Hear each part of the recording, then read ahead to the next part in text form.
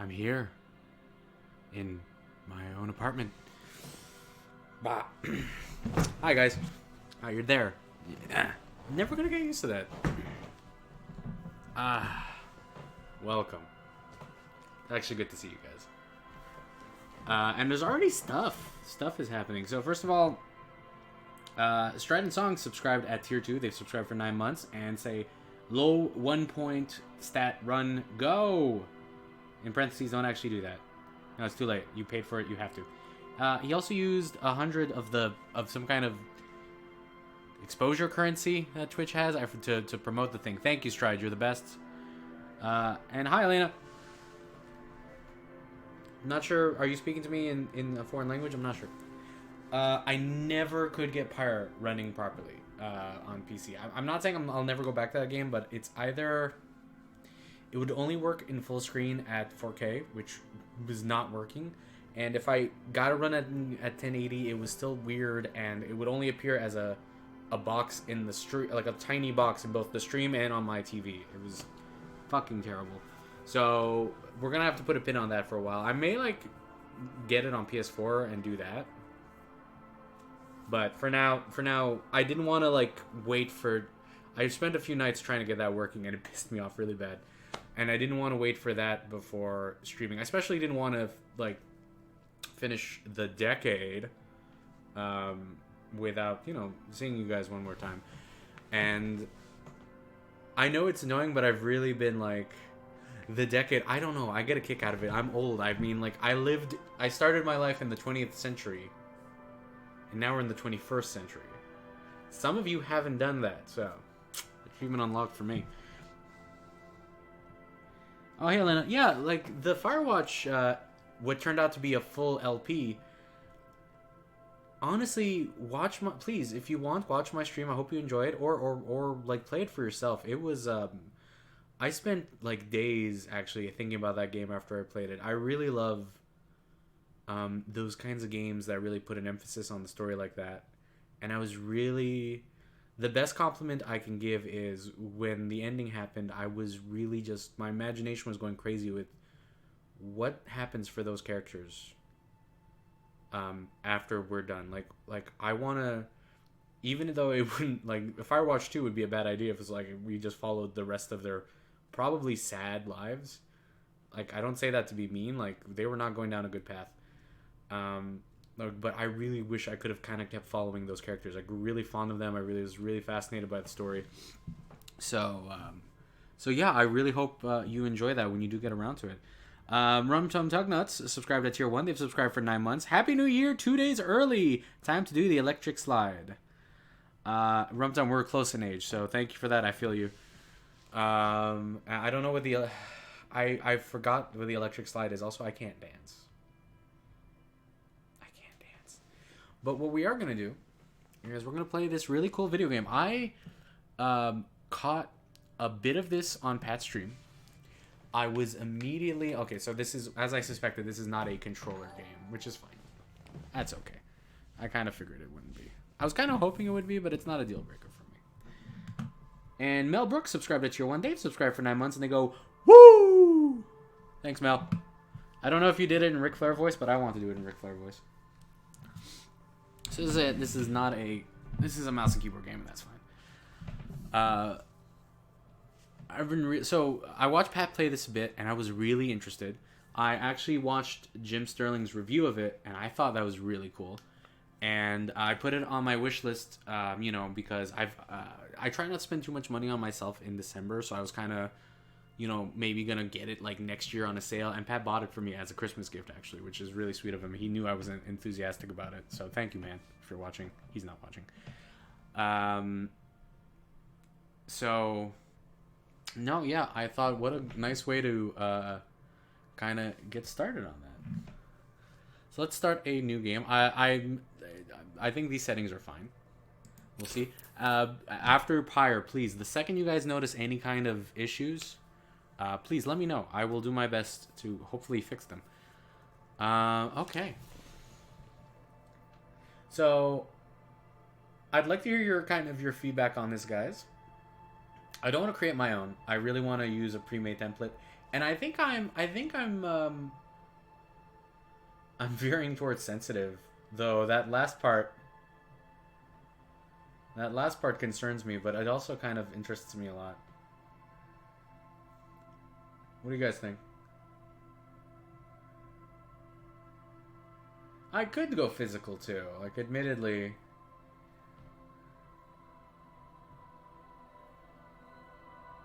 Yeah. Actually, the more I look at them, all three of them are really interesting.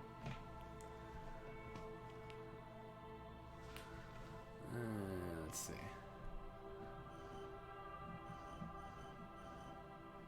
Also, these all look like Lemmy from Motorhead. Let's see. Extremely physical.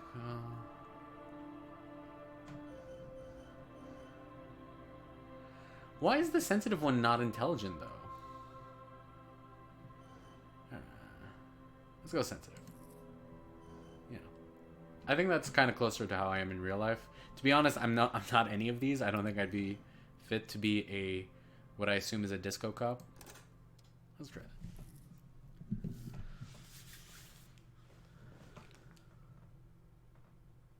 Okay. The Furies are at home in the mirror. It is their address. Even the clearest water, if deep enough, can drown. R.L. Thomas Stein. Alright, well, that's off to a good start. Begin. There is nothing. Only warm primordial blackness. Mm-hmm. Your conscious fermenting. No larger than a single grain of malt. Okay, I follow. You don't have to do anything anymore. I like where this is going. I'm going to turn down the volume for myself just a tiny bit, because I worry that'll come through to you guys a bit loud. Alright. So this is my ancient reptilian brain. Ever. Nice! Sounds good. I'm retired. Never, ever. Never, ever, ever? Never, ever, ever, baby. Oh, Austin Powers. Okay. Okay, non-existent. An inordinate amount of time passing. It is only void of struggle. No ex-wives are contained within it. Well. Okay. What was that? An awareness creeps up on you. A mass lies hidden in your dead angle, soaking in some lurid acidic sauce.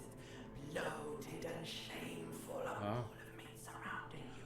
This is a terrible line of questioning, and it will only lead to more awareness of the meat thing. Well, this sounds terrible, yes. I kind of want to know if I was married, though. Ex-love. Ex-tenderness. It is foolish of you to resurface to the loss. Not after all the damage you suffered to get here. Some of it irreversible. Stay. Sail with me through the abyssopelagic zone. I've always wanted to visit the abyssopelagic zone. It sounds nice. I hear the food there is great. And I do like that there's French here, because I am in French Canada.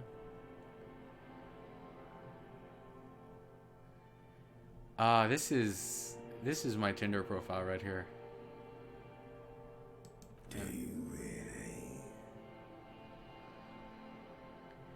Yeah, come on now. I need people in my life. You wouldn't like it if I told you what was back there. Why did you think you had to bludgeon yourself into oblivion? Did you not sense yourself marinating? Hoard so much of yourself, got a bit carried away, did we, Sharon? Okay, that does happen sometimes. This is it's a lot more like to real life than I imagined.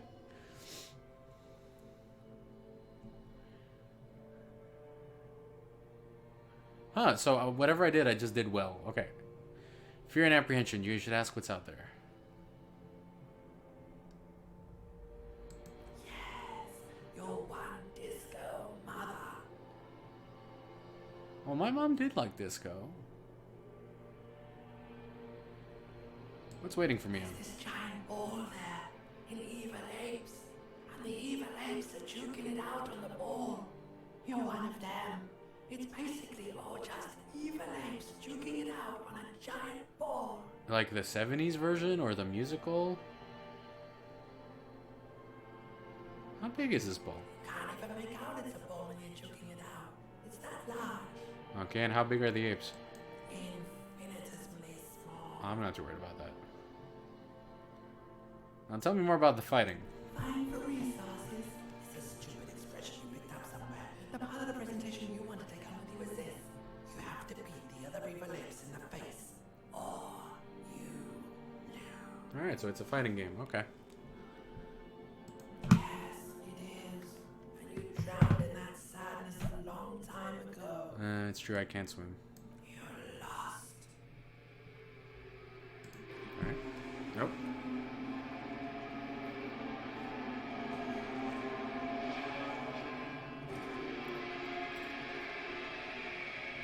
How? How did you manage to get your pants off before that happened? Also, I wear boxer briefs. This is not me at all. Okay. It's, this is sadly still bigger than my actual apartment, but... This magnum-sized bottle of Commodore Red is empty. Yeah, okay. Is this one full? Okay, let's put some pants on before we disco. Flare cut trousers. Hold tab to highlight.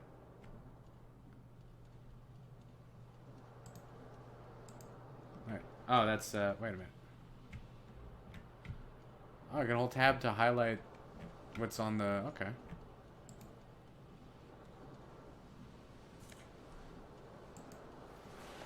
Disco ass blazer. Okay, I'm digging what's going on here.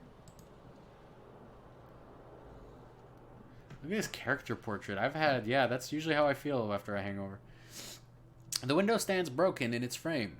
Cold wind blows in. Let's assess the damage. What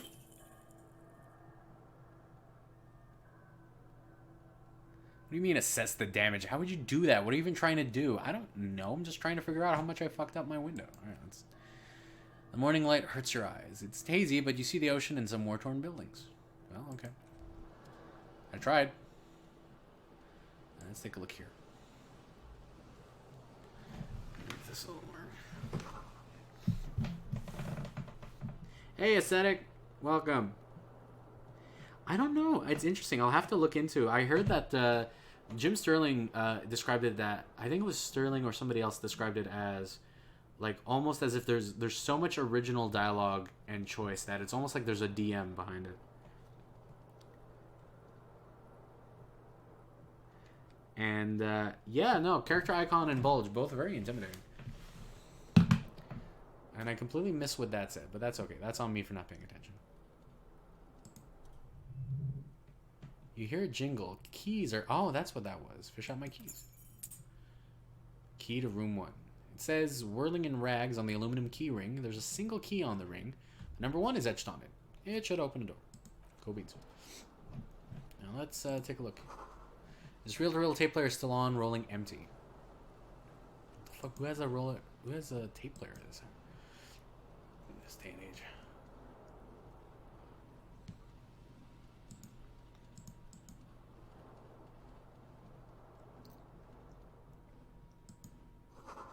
You see the bottles in the bathtub. Wine, beer, and sweet liquors. Jesus, dude, you mixed all that? No wonder. White satin shirt. Neat. Oh, wait, I see something up there.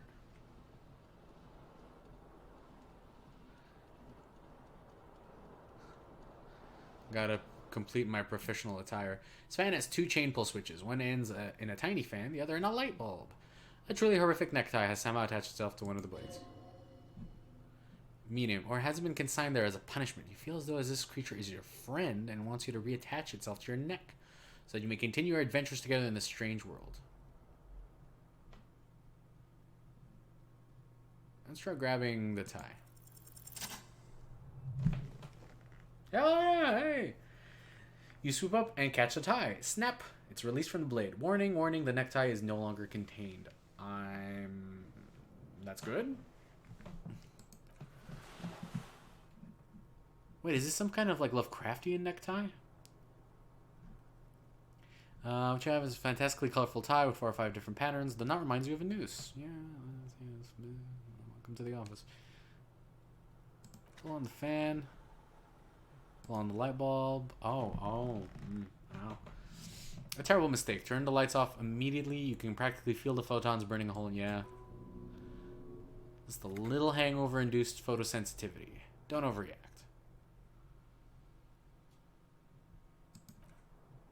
Little black spots dance on your retinas. It's almost pleasurable.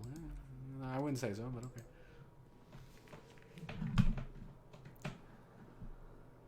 Let's see here. And I think before we continue, this is my inventory. And my clothes and everything. Alright, not too complicated. +1 to esprit de corps. +1 to conceptualization. -1 to suggestion. Huh. -1 to savoir-faire, but +1 to electrochemistry? What kind of pants are these? Those are my keys. And +1 to, Inland Empire. And all of these have their own, like, little descriptors there. Interesting. Huh. Looks like I can get different clothes, too. Interesting. And what's this? Oh, I'm going to come back to that later. That is a little much right now. That doesn't do anything. That doesn't do anything. This doesn't do anything. Okay. Alright, holding tab shows me everything that's highlightable. Good. Let's look in the mirror. Admire our beautiful face. A mirror hangs above a bent and broken sink. In a fierce discharge of masculine energy, someone has ripped off half the faucet. I don't think I'm a very good role model. Hot water sprays from the base and steam covers the mirror. You cannot see yourself, just the outline of a man. Suddenly you realize you have no memory of the face that awaits you there underneath the soft vapor. Let's wipe the mirror. Slowly reach your hand towards the surface of the mirror. Abort. You clearly have not thought this through. You won't like what you see there, and you will never unbecome it.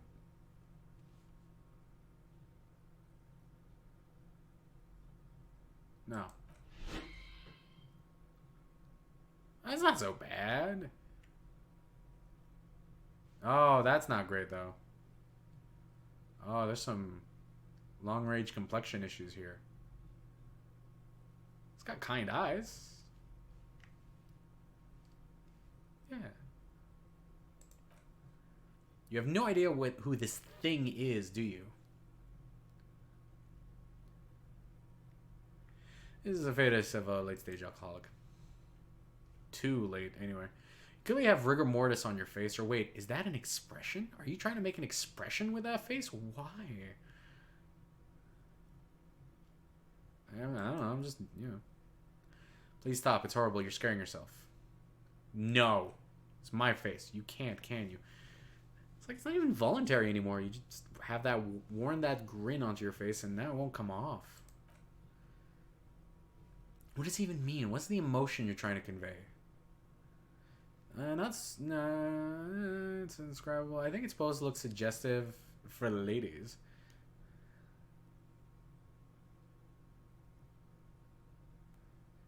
Sad has been. Kind of feels about right. There might have been 10 years ago. It's a little more than a cadaverous spasm now.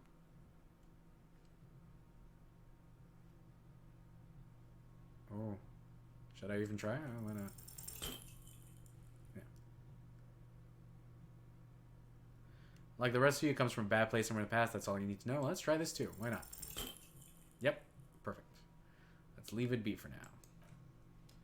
So I failed both of those. And I don't think I get specialized anything in any of that. So this doesn't work. Can I use the key?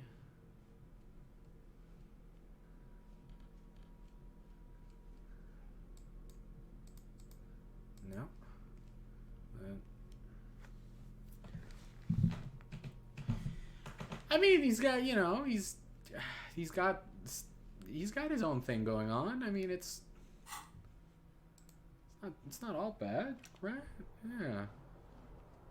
Oh, what's that over there?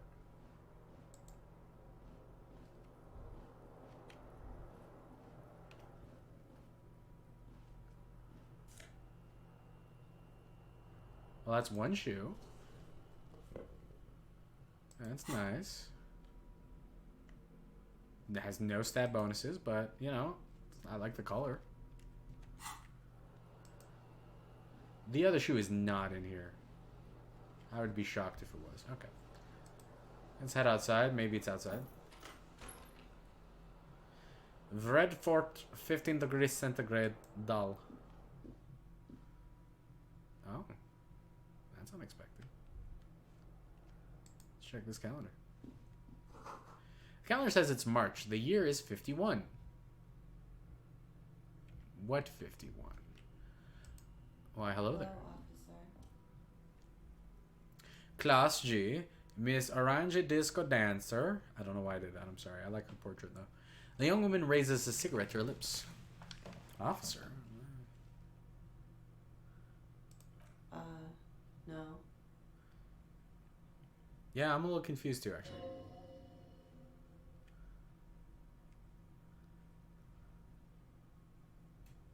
Because you're a police officer, sir. Are you shitting I'm me? not, unless you've been shitting us all this time. You've been here for 3 days, on official police business, no less. I couldn't say. In truth, so far, mostly drinking.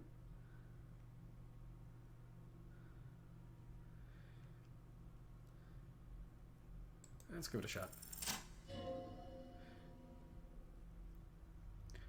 Come on, why are you still doing this?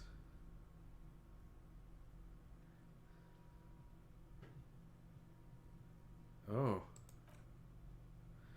Alcohol raises testosterone levels, especially in men, she says matter-of-factly. The levels remain elevated after inebriation ends and the pain begins. You seek comfort. It's only natural. She puts out her cigarette.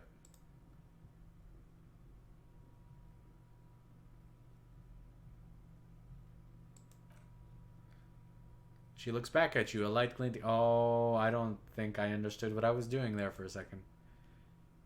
And no, it never stops. Goodbye.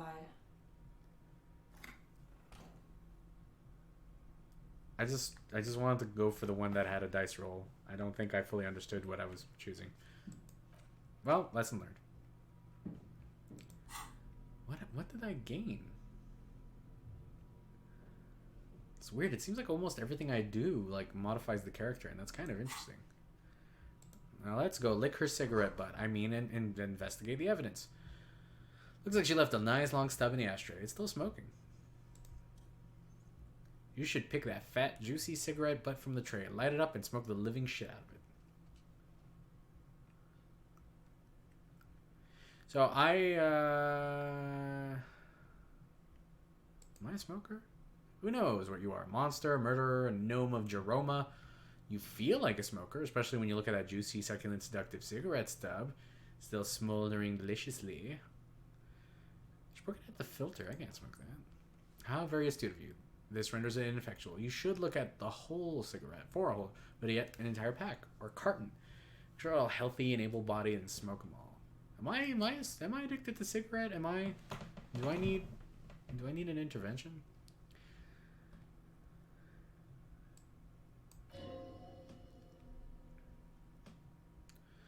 Or you could not do that. No one is making you.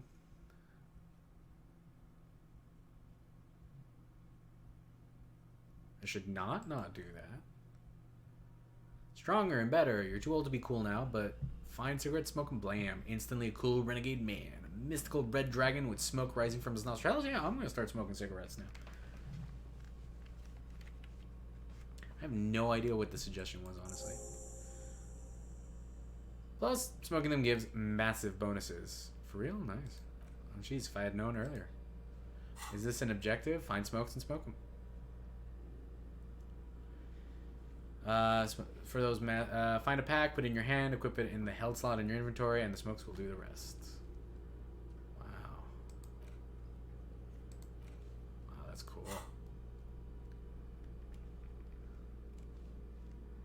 Why does it keep bringing me back here? Okay. Let's see over here. What's up? Huh, it's interesting. Clicking that does nothing. Alright, well, let's keep looking around then. What's that over there? Something on the table. 40 cents. Or 40 real? I feel like that's a real currency. Before we go through that door, let's check around here a bit more.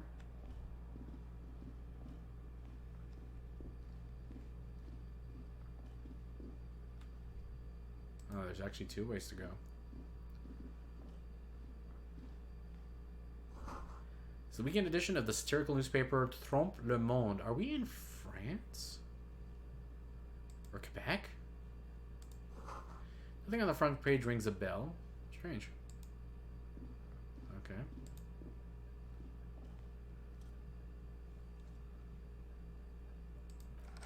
Wait.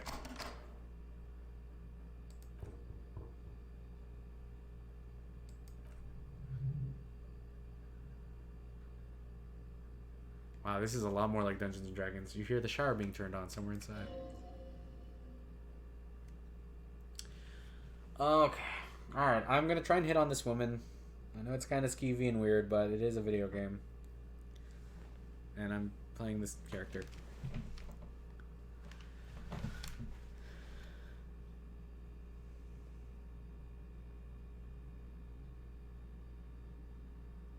Tremendous loneliness comes over you. Everybody in the world is doing something without you. Oh, fuck, that's real. I am so alone.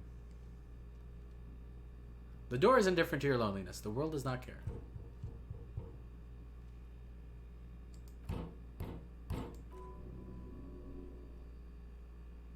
No! No, no, no, no, no, no, no, no, no, no.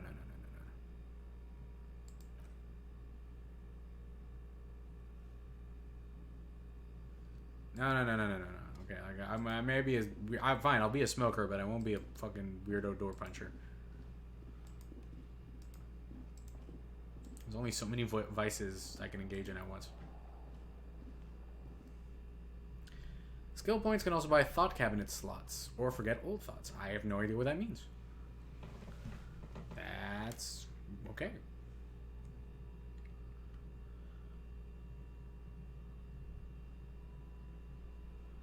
Oh, is this the balcony?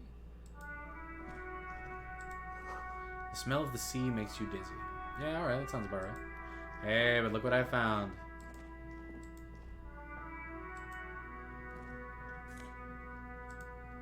Nice.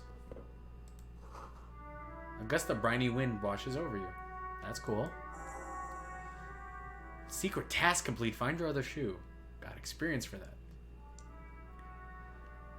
There they both are. 2 identical shoes, both copiously green and indiscriminately snakeskin. Reunited on your feet. How do they fit? Good. They're balanced, comfy. Feels like the only good thing about you right now, truth to be told. Well, okay. Yeah, shoes. Now, so there's a bonus when they're equipped together. Okay. Alright, so since that's over there, I can't access it from here. I wonder if I can speak to her or him from here. No, I cannot. Okay.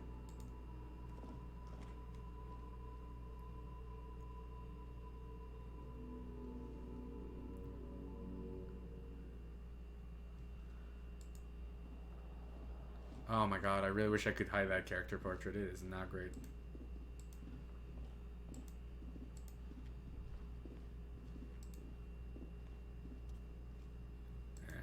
That's fine. Oh, my savoir-faire is very low. Really still have no idea what that means.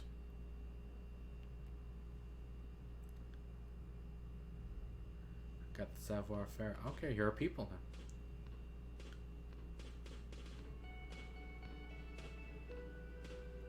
Oh yeah, this track, I like it. What's up here? This is where the lyrics would be.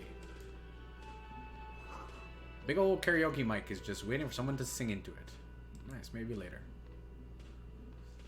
And this is the speakers connected to the radio. The music is seasoned with static. Oh, I like this place. It's dingy. You should always sing karaoke here. The first chance you get, your emotions need to be expressed. People need to know your vast oceanic soul. I think I have an okay sized soul.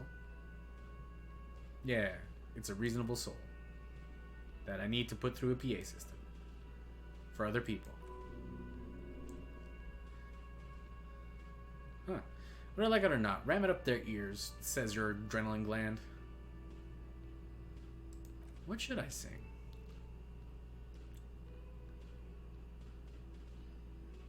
Yeah, I like Lamentations.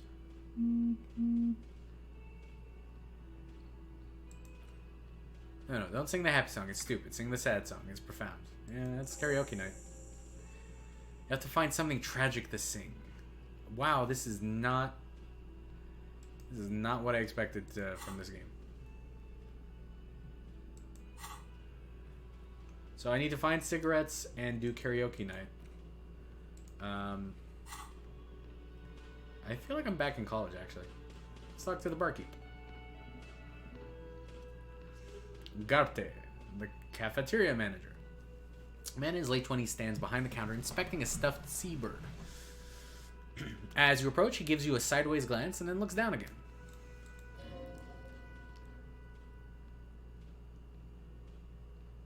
Oh, okay. That was disdain in his eyes. Even now, he's purposefully ignoring you. Yeah, I've been there. I'll look at the bird, too. A competent work of taxidermy. The white and brown seabird lies among piles of coasters and drying mugs. One of its wings broken. The man is trying to mend it. Looks like the bird was ripped off the shield that was used to mount it, most likely on a wall. I fucked up the stuffed bird when I was drunk, didn't I? Something about it makes you feel bitter. Can I help you with that? Look, your buddy is over there. He looks at the doors where a man in a bomber jacket is tapping his foot on the floor. Why don't you go and talk to him, okay? What do you mean, my buddy? Pretends not to hear you, concentrating on the bird instead. Something tells me you don't like me. You're a hero. A real hero cop.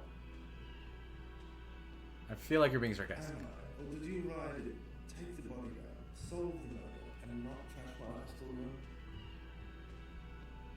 Oh my god, did I do all those things?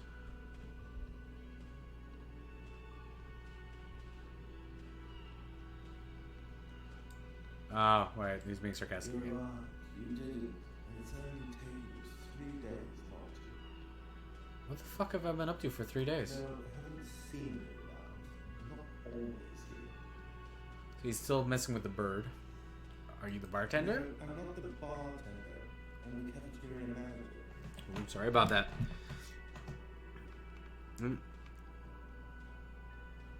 I think this is going to be a really dialogue-heavy game. You look like a bartender. That period of my life is over. Not everyone who stands behind a counter is a bartender, okay? I'm the cafeteria manager. Okay, can you tell me what the difference I have is? 3 cafeterias to manage. 3. Sylvie tends the bar here, not me. I'm only standing in. Oh, my grandma's name was Sylvie. Is my grandma the bartender? Where did Sylvie go? She passed away. She just, you know. Did this one pass away? There's something there and it's not good. That's all you know for sure. Huh. Interesting. So some of these I'm succeeding automatically based off stats. And some of them are dice roll based.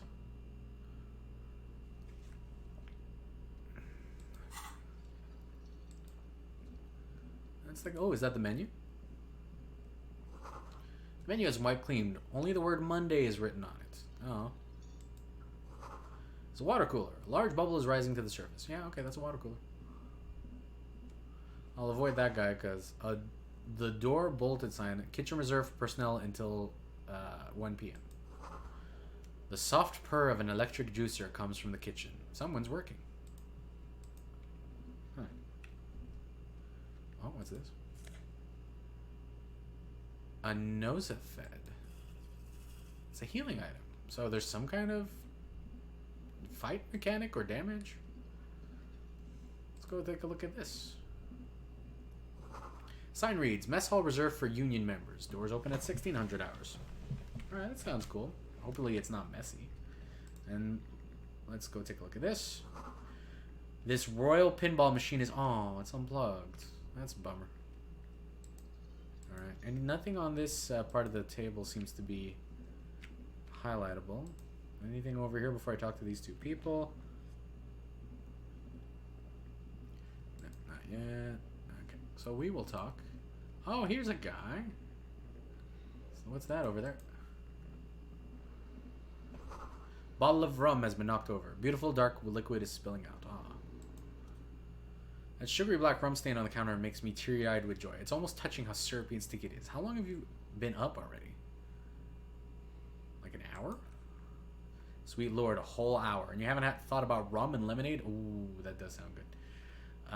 In all that time, you've truly extinguished all trace of yourself. I don't know. This hasn't... Maybe you haven't turned out well for your drink. Am I yelling at myself? Have you thought about that? Get a goddamn rum and lemonade into yourself, boy. Or better yet, lick that stain. Maybe just a little. You lick it only a little. Only with the tip of your tongue because you're a pleasure to layer. After 2 or 3 licks, the crust begins to melt and a sweetness breaks loose. The sharp, titillating scent of alcohol rises to your nostrils. It's dizzying. I shouldn't have licked it. A real drink would go well with those cigarettes. That's a great combo. Oh, there's an autosave. Okay.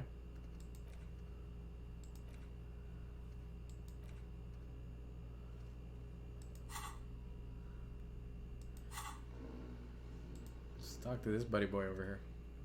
He's a sleeping dock worker. A young man sleeping at a table wearing mudcake boots and roll-down overalls. The back of his shirt reads Wild Pines, circled by a logo with a tree.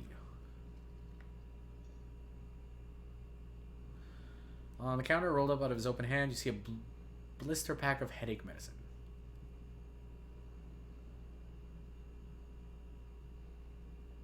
Let's pick up the pills. I got I do take magnesium. The man does not mind. You probably need them more than he does. Tutorial agent. You've just picked up medicine. This item is stored in the bottom left corner of the screen above your character portrait. Click on the plus icon to heal your morale if you have morale damage. I think I'm okay. Yeah, these seem to be fine. Let's try waking him up. I did! Oh, I rolled 2 6s. Sweet. Okay, so whenever my stats are too low, I can roll... stats. Oh, I rolled 2 5s, not 2 6s. I guess I can't read. So, huh. Interesting. So I think my stat was a 4 on that. I rolled 2 5s, so I got 4. Yeah, okay. There's only one way to wake this bone idol from his slumber. Roar like a hurricane or rip the buildings from the earth. Okay, this primordial... Ah! That was my primordial scream. I hope you liked it. The 30-something man slowly lifts his head and gives you a pensive look. Why are you yelling, man?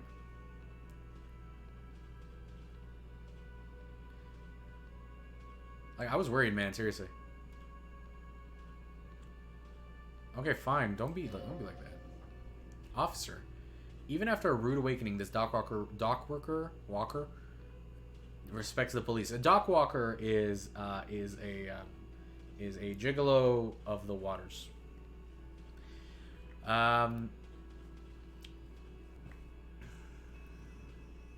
Yeah. Is this your rum? Yeah, I have some.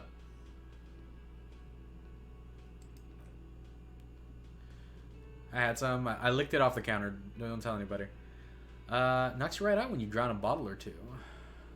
Rubs his face, then buries it in his hands. You can hear a faint snore. So, what you dream about?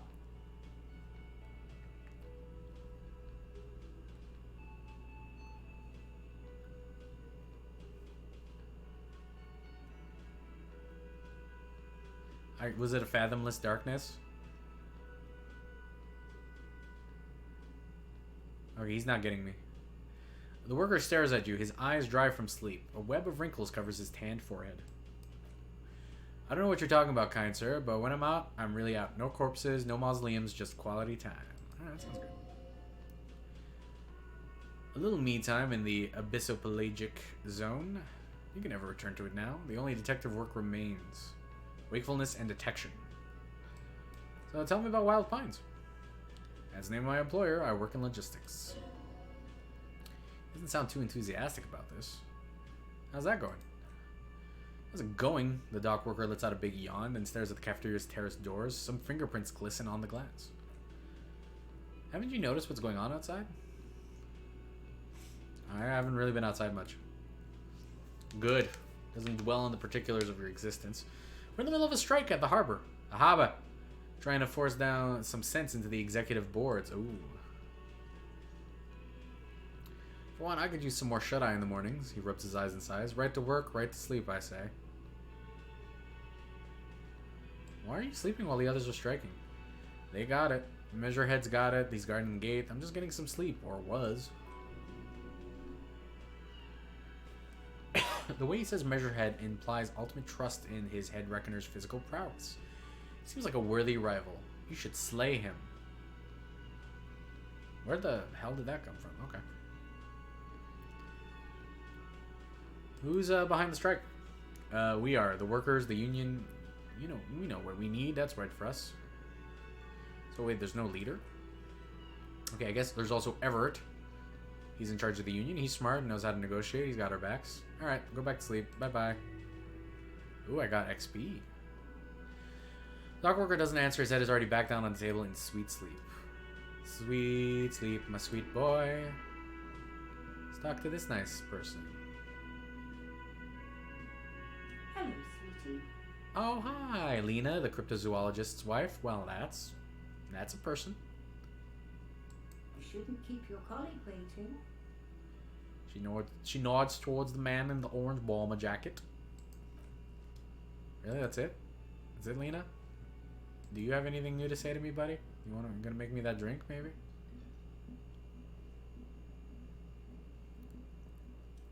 No, you're not. You're not gonna make me that drink. There's no new options. Alright, let's talk to Buddy Boy. Nothing. Yeah, let's talk to him.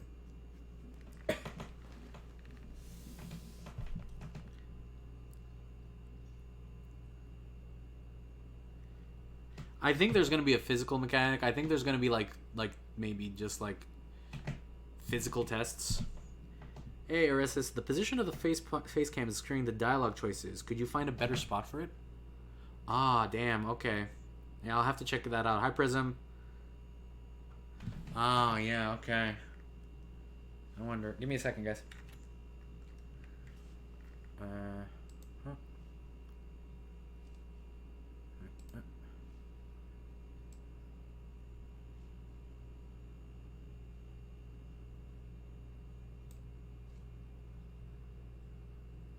I think that's going to be okay. Yeah, let's try that.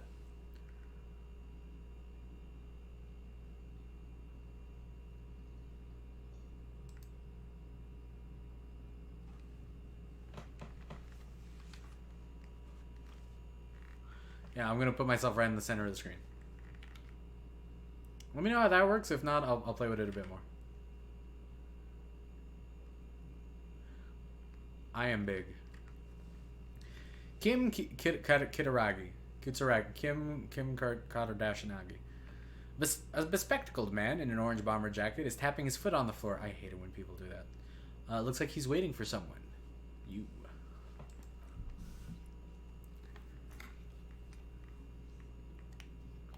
As you approach, he narrows his eyes and extends his hand in greeting. If an assault were launched on this building right now, if the windows came crashing down and the whole world descended upon you, this man would hurl himself in death's way to save you. You're sure of this, but why? I'll shake his hand. Hello, I'm Kim Kitsuragi, Lieutenant, Precinct 57. You must be from the 41st. Yes? You realize he's waiting for your name. Oh no. Is your chance to come up with a really good name for yourself? Get creative, conceptualize. Come on, let's try. Nope. Raphael Ambrosius Cousteau. And it's failure. It's so cool.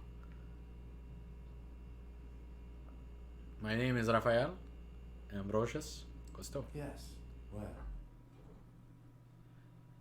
He doesn't even process what you just said. He just moves on. Well, he's humoring me. Oh, maybe... Yeah, maybe the upper left corner is not a bad idea. Sorry, guys. Never had to mess with this before. Oh, no. No, then you'll see how messy my apartment is. I apologize. I'll fix this for next time. Sorry. My bad. Sorry about that, guys.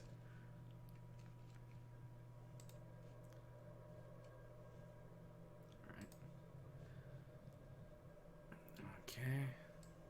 it looks like we had a little scheduling error on Sunday. Saturday too, actually. Have you had time to talk to the manager here? You mean, Garty? If you don't mind, we should talk to him again. Ask him for a rundown of the area. Now that I'm here as well. I understand the scene is all back, right? Well, you seem well informed. It also wouldn't hurt to assure him the police are finally here. In full force, I mean. Have you mapped out the initial interviews? Yeah, I'm gonna be honest, man. I haven't... Okay, we'll have time for that after we take a look at the coroner's case. Oh, there's a dead body.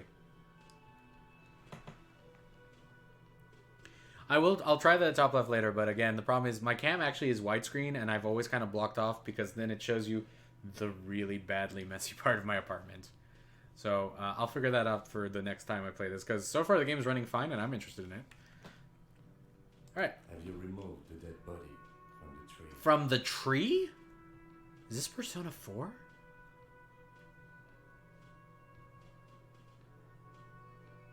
No. So the body is still in the tree. I mean, last time I may have checked.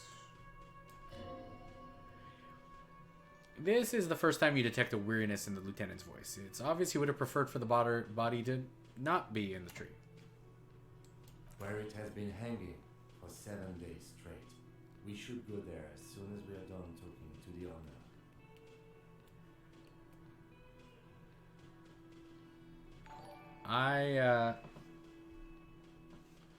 I can't remember anything. He looks at you for a moment in silence. I can see you drank last night, and the night before, and that you're still drunk now. But I've seen officers go through much worse. Much worse. Wow, Kim is patient. If you need something for your headache, there's a general store nearby, but as I said, the dead body should be our #1 concern. Yeah, painkiller would be good about now. This thing is pulsating with discomfort. Heh. The best cure for a headache is, of course, morphine. Well, okay. They won't have that, so cigarettes will have to do. How can you be so sure I'm a cop? How do I know you're not a cop? Wait, he is a cop. I was sent here to meet a detective from Precinct 41. You have the insignia of the Citizens Militia on your sleeve and on your back. He points to your jacket. Huh. So if I didn't find the jacket, this would be going differently.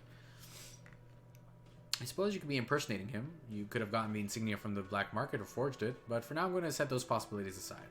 I'm not from the Inspectorate General.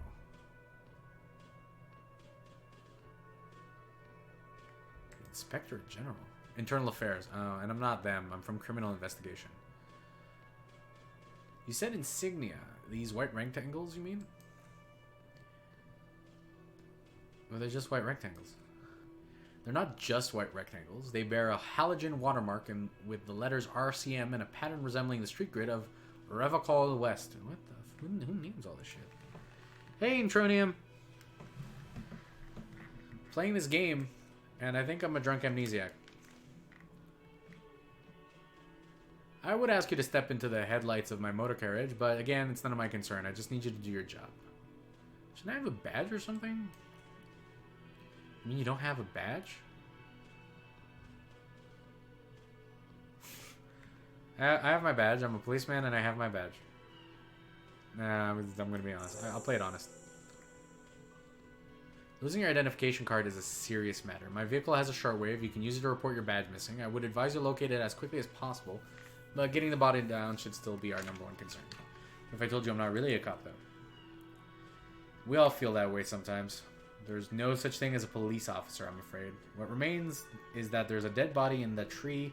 Someone has to figure out who put it there. If we don't, no one else will. Wow, Kim is very matter of fact. What were we supposed to do again? Talk to the manager, then go down and take the body. Right, okay, let's go. After you, officer. Lieutenant Kim Kutsaragi is now in your party. Oh, you can talk to him whenever by clicking on him. Neat. Alright, so we still need cigarettes, but we also need to report the badge is missing and take down the dead body. This is like a pretty standard day. Yes. We'll talk to you again in a... Oh, wait. That's cool. Nothing. Oh, wait. Now that I've talked to him, can I talk to you? Hello again, sweetie. I see you met up with your colleague. The lieutenant nods politely. They're kind of like Sam and Twitch from Spawn a little bit, in that he's really cool and composed and by the books, and this guy's a fat piece of shit.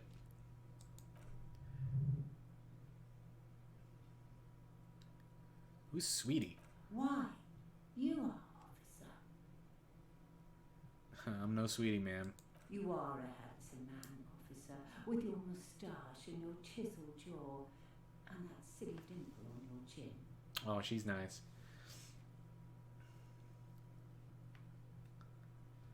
Thank you. That's very nice of you. You must forgive me. I'm getting so scatterbrained, I completely forgot to introduce myself.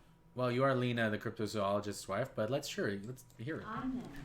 My husband Morel and I are staying with our friend Gary just down the street, but I come here for tea when they're away. Her eyes glitter over the rims of her sunglasses as she looks up, smiling. She seems nice. She's the killer. This Lena is whacking up for the motley crew. Hire her on the spot. No. Kinda no.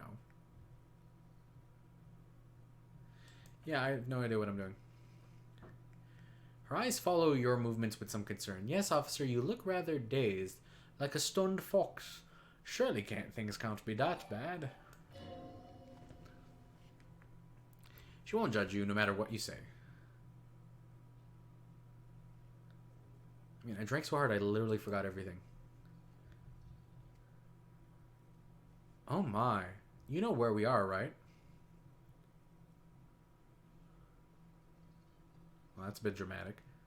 We're in the cafeteria. Yeah, I have no idea. She flashes you a worried look. We're in the city of Revachol, dear. Okay. Honestly, I don't know diddly squat about Revachol. What kind of place is this? Her gray eyes widen. How would I even begin to tell you? Revachol is the most beautiful city in the world. We're fortunate to be here, you and I. It's my British lady. It's good, huh? I haven't seen very many other cities, personally, but everyone says so. Revachol is a rare jewel. This city used to rule the world, though it has seen better days. Huh. There's a pause as she studies your expression. You must look quite lost. Speaking of history, do you know what year it is? I mean, we're probably approaching the end times, but I'm pretty sure it's 51.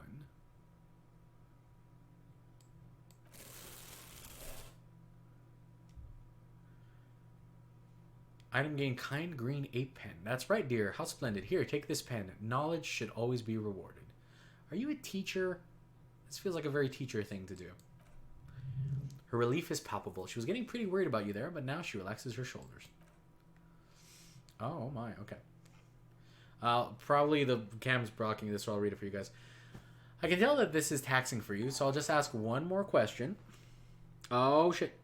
And that question is, Saren has subscribed to Tier 1. They've subscribed for 3 months. They go, yeah, yeah, yeah, yeah, yeah, yeah, yeah, yeah, yeah, yeah, yeah, yeah, yeah, kind green, a pen. Nice, thank you, buddy. I'm glad you're excited about the pen. So I'll just ask one more question. What regime are we living under? What mode of government? So choice 1 is some kind of democracy, maybe. Number 2 is I'd like to think it's a dictatorship of the proletariat, but something tells me it's not. Number 3, our leaders are fierce warriors who traverse the plains on steeds. Civilization cowers before us. That one's cool. We are governed by intelligent machines that perform calculations to determine the freest market. Everyone hustles and grinds like a badass visionary. Okay, that one's even cooler. Radios are being used to control people's minds and distort perception of reality, concealing true masters, foreigners, and women.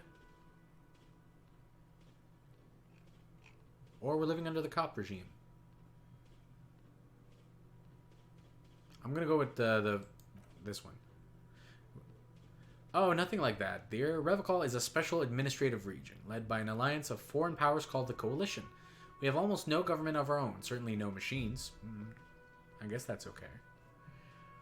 If there's no government, how come there are cops? Oh dear, this is troubling. You really ought to know that being one yourself. There aren't any cops in Revocol, not in the traditional sense. The status of law enforcement has been a complicated matter since the Revolution. What? What?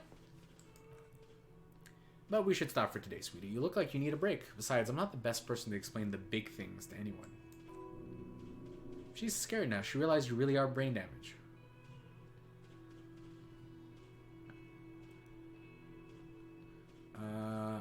So how'd I do? You didn't do too well, dear. You really only knew what year it is. It does look like you're having trouble remembering things, history and places. Reality, in a word. It's very odd. And Kim, yeah. A sigh. The lieutenant buries his nose in his notebook. But maybe a fresh set of eyes is what the world needs. And while I'm no doctor, such bouts of amnesia are often temporary, so I wouldn't worry too much. Yeah. Yeah, you're a cryptozoologist's wife, but you're not a doctor. She means this sincerely. Worrying won't do you any good. Oh, she seems nice. What is this revolution you mentioned? Is it the Wii? A defeat, I'm afraid. The people of this archipelago tried to build something new, something different. The rest of the world didn't like it, so they came and ended it. This was 42 years ago. It's weird how she's just reteaching me of the civilization we're currently living in. What does this have to do with no cops? It has something to do with everything. I really don't know how to explain it better. Okay. And who can tell me more about the world I live in? Someone more educated in sweeping matters maybe should ask. And she points to Kim. No, he looks away. I'm not an encyclopedia. I won't be a guide either. I'm a detective. Huh. Of course, she says, and then she turns to you. Then, I don't know, someone rich maybe? Wealthy people are educated. Though I don't know where you would find a wealthy person in Martinez.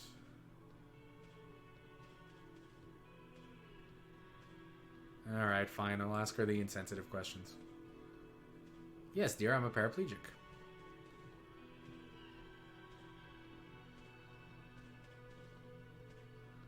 I'm sorry, that was rude of me. That's quite alright. I'm used to people asking questions. I know they're thinking about it anyway. There's no bitterness in her voice. She accepted the curiosity her condition inspires a long time ago. Oh. How'd you like to roll with me? For Christ's sakes. Her eyes light up. Whatever do you mean? I want you to be my wheelchair partner fighting crime, ridding backyards of corpses, catching sequence killers. Or roll us a cigarette. Or it's a song. Huh, these all seem kind of relevant.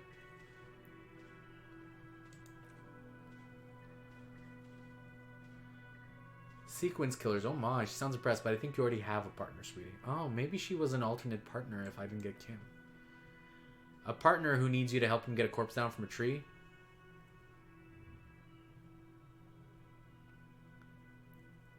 I know, but they're always side mysteries. Sequence killers and forays into the paranatural.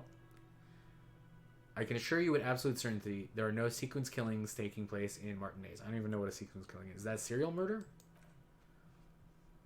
Ah, gentlemen, no need to squabble. She turns to you. I wouldn't be much use to you anyway. Oh. Why? 3 heads are better than 2. Thank you, but she looks out the window wistfully. Martinez is in the most wheelchair accessible place. You see, I'd slow you down. Oh, that's a bummer. You seem nice. I like you. We're leaving now. Good luck with your case. She gives you a small wave. She doesn't actually. Her model didn't move, but whatever. Look at all these tasks, and it's just Monday. Mondays, am I right? And I got... Where's the pen? Pen with a green ape head on one end. The ape has closed its eyes. A kind expression adorning its face. It seems to be meditating.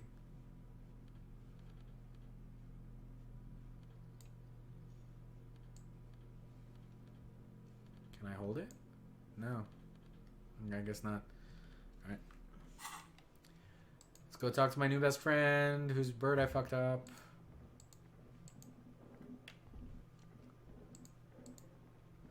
Hi, Garth. Or Gart. The man with the unimpressive beard, yeah, it's nothing.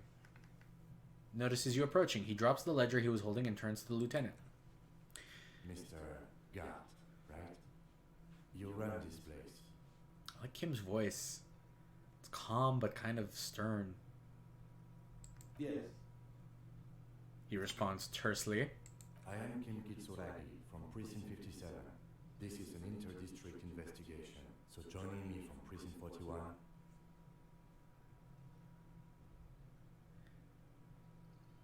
Raphael Ambrosius Cousteau. Right. Now, I know it took us a while to arrive at the scene. It also took you a while to call us and report a dead body. It was you who placed the call. Oh, yes? Kim's a real cop. No, I only just got here. It was probably Sylvie who called you. She usually works the bar here. I'm only temporarily taking over her duties. Okay. Do you have her number? As a matter of fact, I do. Looks behind a pile of coasters and he finds a slip of paper and hands it to the lieutenant. You said you just got here. From where? Are you a local? What? With Martinez? No. I live in Jamrock. Jamrock. I sometimes come here to keep an eye on the place. This is just one of the many, many cafeterias I manage. One, Jamrock is a kick-ass name for a place to live. Two, he is so proud of his cafeterias. You can feel it. But you still know your way around, yes? In case we need directions. Yes, I know where some things are. But as I said, I don't live here. I just used to work here. And I'm not going to start working here again, if that's what you think. That's not what we're thinking. We're just asking if you can tell us where like the local 7-Eleven is and shit, man. I didn't imply that. Detective? Yes? I have everything. You? Oh, yeah, I'll ask him some questions. He means, do you have a question? Like a police officer would. Cafeteria manager is clearly agitated again, and he can go eat a fuck. Alright. So, where's the body? Behind this building, there's a courtyard. He points to the kitchen behind them. They hoisted him up on a tree there. I don't know why I said the number 3 instead of tree. And how do we get there? That's easy. See that door there? He points to the west. That's over there. First, you exit through that. Then, to your right, you should see a big hole in the fence. A really big one. You can get to the courtyard through there. There's no need for keys. The hole is big enough for the Franco... You know what? No. For the cavalry to fit through. Does he want you to feel guilty about making that hole? It's implied in his voice. So who killed him? I don't know who killed him. I'm not the police. That's your job. Did you kill him? What are you, crazy? Of course I didn't kill him. Suddenly you tense up. Blood is being pushed to your muscles. You should hound him on this. Hound him hard, the prey drive says. Did you kill him, Gart? No, I didn't. You can tell me, Gart. You killed him, right? I didn't. He turns to the lieutenant. I don't appreciate this. What is this? Why did you have to kill him, Gart? Do I have to answer him? He asks Kim. Is this mandatory? The lieutenant stands motionless, his expression unreadable. Did he hurt you? Is that why? Did you get some kind of sick kick out of killing him? What are you, an idiot? I told you I haven't killed anyone. Anyone? You've killed someone else then. He ignores you. Okay, Wyatt. That was fun, but that really didn't go anywhere. She went away because none of your business... Ooh. Okay. Alright. This is the second time you've avoided the subject. Oh my god, what is your obsession with this Sylvie person? Get over it. This is who reported the murder, Gart. Maybe he's obsessed with this Sylvie person. Certainly sounds like it. That is all. Hey, we got XP for that. Neat. Not so fast. You owe me 130 real. No one is saying the multi-pattern necktie you found inside can talk. No one. It must be merely imagination. But... let's bail. Time to push the eject button. Sounds like a responsibility. You don't like those.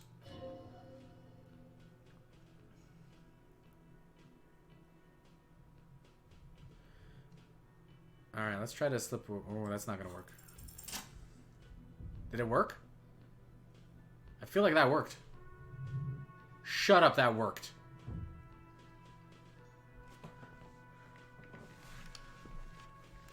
Hey, Raggles. Wheels and leg man. That's good. How did that work? Real mature, man. Real mature. Can't believe that worked. Oh, that's great. Oh, we left Kim behind, though. Ah, it's fine. Kim's a big boy. Oh, double click to run and press space to stop. That's useful. I like this creepy postcard. Hey, the moon. Failure is pretty entertaining so far in this game, I gotta admit. That's the hole in the fence. That is super... oh, that is a big hole. Alright, let's look around here a bit.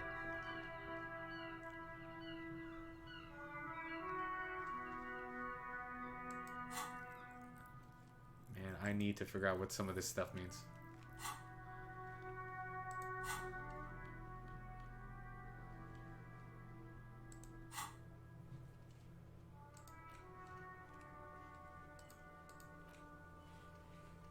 And I interviewed this guy. Cool. Just fix something really quick in the options. Music is a little loud for my taste, even though it's good. All around you rain falls on the great city of Revachol. Rain drips from the eaves and the floods of the gutters, washing the filth away. Nice. Spring thaw must be here. The snow is melting. What am I doing? Looking up at the sky, cold water dripping from your hair. What do I see? Gray sky like great battleships, clouds colliding with one another. Rain falls down the world. How does it feel? Your shirt sticks to your chest. Your shoulders of your disco blazer grow heavy. The cold finds its way under your skin. You shiver and the city shivers with you. Ooh. Oh, okay, I'll check the description later. You're not dressed for this weather. You should get an overcoat or a patrol cloak. Okay. What's in the west? Sheets of rain over the water, a flight of stairs leading into the ocean, wave after wave washing the coast of Martinez, with its motorboats and gently swaying reeds. The ruins of a half-sunken sea fort crumble on an inlet. Beyond the bay of Revachol, ghosts rise into the sky. Who are you, ghosts? What is down the shore? I'm gonna run my fingers through my hair. Your hair is an oily mess flecked with ash from neighboring coal plants. Smokestacks rise somewhere in the distance. And what's in the east? There's a frite on the corner. Plastic coat is folded onto a small triangle under the counter by the window. Beyond that, strikebreakers have gathered. East is that way. I have to assume north is... wait, is it facing him? Oh, is there a compass? I'll have to look for that later. The great gates industrial harbor are locked. A chill runs down your back. You shudder like an animal trying to shake water from its hide. I'm going to clench my teeth. Behind the gates, heaps of supply crates. Red and blue metal shipping containers, slick rain. The greater Revachol industrial harbor is an artificial mountain range. Immense wealth resides within and immeasurable poverty in its shadow. And beyond that, La Drisienne, King Driss's passenger harbor. Cruise ships flanked by dock arms, cranes watching over the mouth of a river distributary. What's across the distributary? Coron, the lower middle class. Distributary after distributary cuts the city blocks in half. 7-story buildings trail off into the rain. And what is beyond the Coron? A silvery curtain of rain over the houses. The class divide. To the north! Cape Side apartments. Tower blocks crowd with one another. 4.46 millimeter bullets still lodged in their war-torn stone walls. Yeah, I've lived in buildings like that. Hallways collapse from the mortar hits of a war that was lost long ago. Clotheslines go to waste in the rain. Radios play. And closer to here, a yard. Rain falls into the roof of a woodshed. Coal leaks into the puddle beneath a dead man's feet. He swings from a tree. Bloated droplets of rain slip from his cold cheeks. And what's in the south? A traffic jam. Rain thrumming on the roofs of motor vehicles. Inside drivers watch water streaming down their windshields. The statue of a king shudders. He's too cold. He too is cold. The canal bridge has been raised. And on the other side, the road ascends. A raised motorway loops above the ghetto. Beneath its concrete columns, a sea of rooftops, woodwork, and tar stretches northward. 4-story buildings as far as the rain can fall. The snows melt in Jamrock. Revachol is the capital of the world. Jamrock is the capital of Revachol. Droplets form on your eyelashes. And finally, it is home. With a hood, with... Oh, that's fucking great. Game of the year. Game of the year. Every brother in the cud where the wood at. Why am I not there? To be in Martinez, where no one goes, at the runoff point of a long-forgotten canal, in the whitest part of town. In the shadow of the day, the revolution failed. What am I doing here? Standing in the rain, looking north, where Jamrock City stretches inland. And I should look further. In the rain-swept distance of the rooftops of Jamrock, a repurposed silk mill stands perched above the motorway exit. Precinct 41 hunches in the rain. Satellite officer Jean Vicamard rushes down the precinct stairs, umbrella in hand. It's unopened. He doesn't seem pleased about the spring rain. On the bridge, officers Torson and McLean are standing guard. Torson wears jeans and a fishnet wife beater. Satellite officer Vicamard passes him by, and the young man remarks to him, Mac Torson. Where's your word I'm not going to say, homie? What? Chester McLean. It's not like that. They're what you call heterosexual life partners. They have a battle-tested relationship. A Bruderbond, if you will. Huh? Yeah, he opens his umbrella, but the wind immediately turns it inside out. Heterosexual life partners. Funny apiary. Vicamard struggles with his umbrella. His ribs are protruding from its canopy. Oh, the ribs. Yeah, that would make sense. Male-centric workplace humor. Have you seen him? Is there something wrong? Wait, where's this all happening? Is this, like... This is confusing.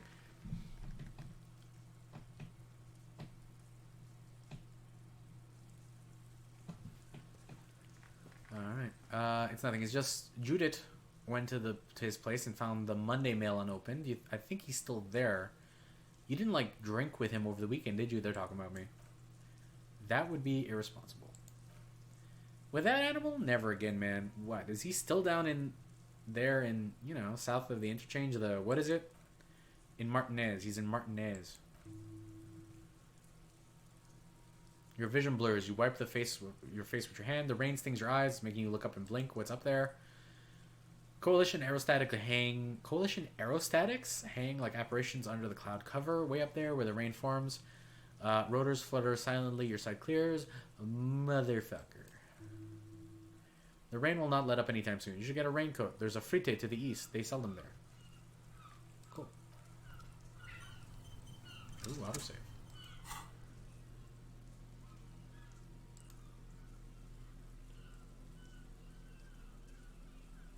Huh, okay.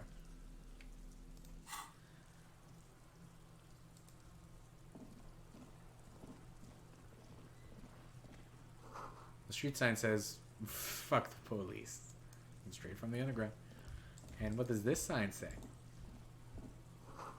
Pigs go home. The street name is illegible. Well, that's nice. What's in here? A heap of snow melts in the wheelbarrow. Oh, that's nice.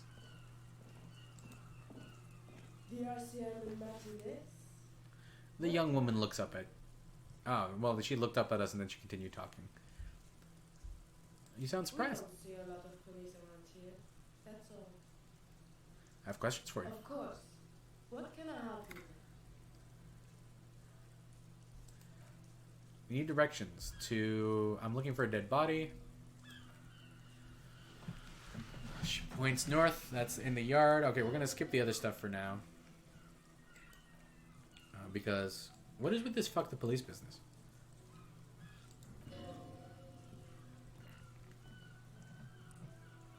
She's uncomfortable. Maybe we should drop this line of questioning.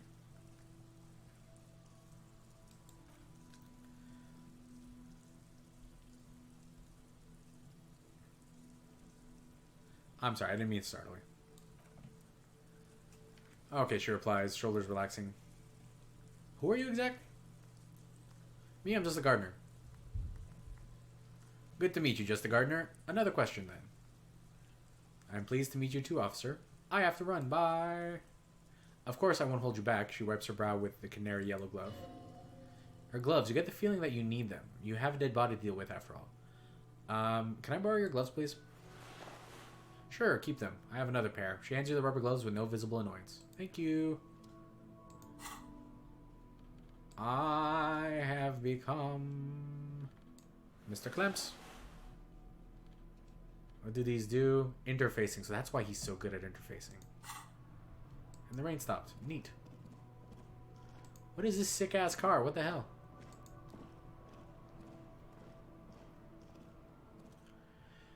Kupri Kinema. Kinema? Before you stands your motor carriage. The bodywork is covered in blue and white livery, bearing the number 57. Vapor emanates from the large engine on the back of the vehicle. It hasn't had time to cool off yet. Let's open the door. Kupri Kinema. In the cabin, you are welcomed by a set of steering levers, a radio microphone on a hook, a pull-out toolbox under the seat, and the soft glow of a fuel preheater gauge. Pick up the radio. The frequency tableau lights up, and a green button labeled Prime Line glows like a feline eye. And then you hear something. The soft purr of electrical kittens. Ooh. Radio waves cast far and wide over the metropolis. A woman's voice greets you through the static. This is Precinct 57. Hello, Lieutenant. How may I assist you? Hi, Paige. Hello, Alice. Please assist our colleague from the 41st Precinct here. I'm putting him on.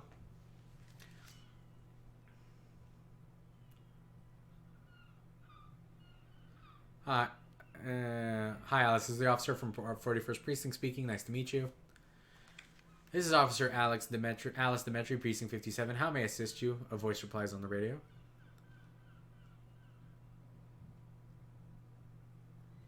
I need to report my badge is missing. Just a second, officer. She puts you on hold, the static crackling softly like a bonfire. After a while, you hear an old man greet you from the radio. His rattly voice is oddly familiar. Look at this cool guy. 10-2, 10-5. This is 31st. Come on in. Over. The scrawny old man sits in a dusty cubicle, smoking with a very large white rectangle sewn on his vest. In front of him is a box-shaped apparatus with an array of wires and antennas, the radio switchboard. Hi, this is me. I work at your station. 10-4, what's your status? Over. It's not good. 10-18, 10-20, over. Please just talk human to me. These numbers mean nothing to me. State your message, sir. Over. It's 10 now. I need to report my badge. Yeah, I'm going to have to report my badge is missing. 10-9, repeat message. Over. My badge, I can't find it anywhere. It's gone. 10-4, message received. This is a very serious situation. I need to 10-20 10-22 the captain. Oh, God, the captain's going to be so pissed. 10-22 the captain? That sounds bad. Bad and scary. It's like being called to the headmaster's office in school. Jean Vicomar. Is it him? A dry voice asks in the background. What does he want? Oh, is Jean the captain? He says he lost his badge and needs to report it. Also, this guy's name is Jules Pidieu. I think that's a cool name. He what? He lost his badge? I'm not going to say anything. Who lost his badge? Dick fucking Mullen. Who do you think? It's Officer Dick. He tries to speak through laughter. Mullen from the bestseller Dick Mullen and the Lost Identity.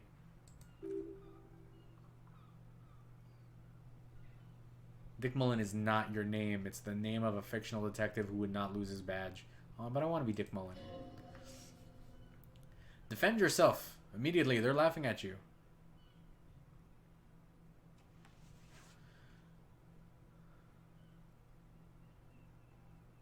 Haha, officer lost his badge, haha. I'm the first cop to ever misplace his badge. He says that this has probably happened to other policemen before him and laughs sarcastically. Well, thank you for relaying that very accurately. Oh, god damn it, is he fucking kidding? The whole station's gonna be dicked for this. Satellite Officer Vikamar is wondering if you might be joking and adds that this tarnishes the reputation of the entire station. Over. This guy is good. He's a professional. Mullen dicked us. So please tell him to stop. He's asking you to stop, says that this is serious. Of course it's serious. He lost his fucking badge. Satellite Officer Vikamar concurs losing your badge is serious. Over. Alright. Well, let's just move on. I want to report it and be done with it. 10-4 here, you officer. I'm just going to make a note here that you are in pursuit of your misplaced badge. Over. Fuck me. Mac, come here. You've got to hear this. Dick Mullen lost his badge. What's going on? Super cop here lost his badge. Man, these guys fucking dwell on stuff. Okay. He lost his what now? What the fuck is wrong with you, Mac? His badge. He lost his goddamn fucking badge. Could you just please stop saying lost his badge for a moment? He asked you to please stop saying he lost his badge. Why, did he find it? The room at the other end of the line erupts in volcanic laughter. After? Eh. Sergeant Torso was wondering if you ever found your badge yet. Over.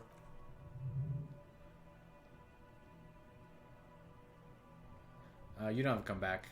It's hard to think like this. Just say nothing.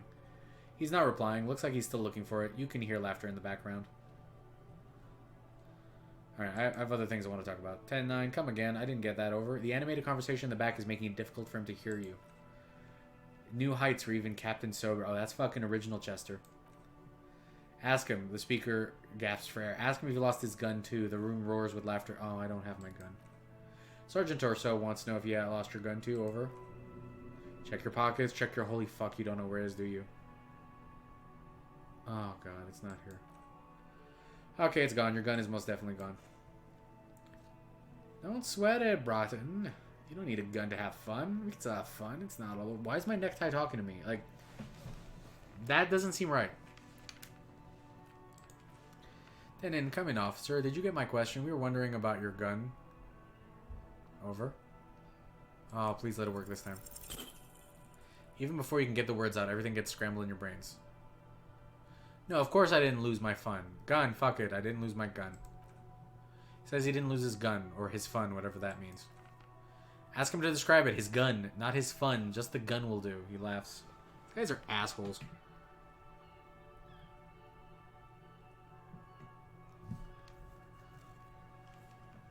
I don't wear ties. I wear bow ties from time to time, and they just tell me I'm sexy. Satellite Officer McLean requests a description of your weapon. Over. The fuck do you need a gun for? Look at the pythons on your arms, brother. You are a gun. The biggest one in the world. I'm no Iron Giant. Alright. Request a description, huh? Let's give him one. Describe the plasma gun. Alright. It's not that.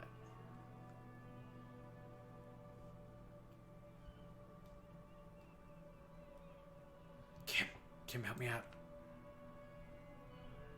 It's a single-shot Kaijal A9, an armistice to be precise. So a single-shot armistice Kaijal A9. Over. It's a Kaijal 9mm armistice. Armistice? What is he, a fucking... Clearly he doesn't have his Villiers anymore. Oh, Kim, goddammit. Dear God, he lost his gun. Oh my, I can't. The man succumbs to laughter again. This really isn't a laughing matter. Mac can face the giant of Coco Noor by himself, but Disco here made him piss his pants. Did Mac really piss himself? I can't, fuck. He lost his...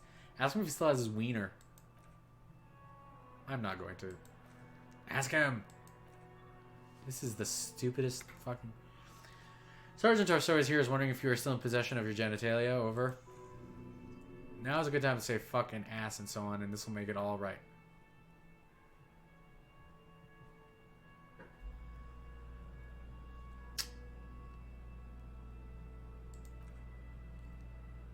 Oh, fine, you're a professional. That's negative. I'm not going to say that. Oh, yeah, okay. He said he sodomized your mother. The prick ate Mama's vanilla waffles at the captain's birthday party. Some nerve he's got. Well, hey, you're being mean. You sure their vanilla waffles are the only thing he ate? Oh, Lord. Shut up, Chester. This isn't funny. This is my mom we're talking about. Tell him to apologize right now. Sergeant Toastone requests that you apologize. This is literally... I haven't even looked at the dead body. Oh, my God. Oh, I'm the worst cop. This is fucking awful. Okay. Sergeant Toastone requests that you apologize for the claims you made about his mother.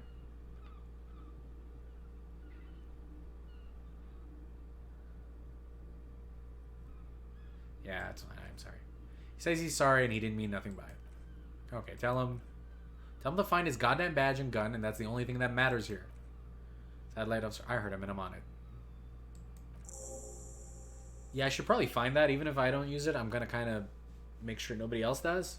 That feels like a good idea. Take this hat off. My head's getting sweaty.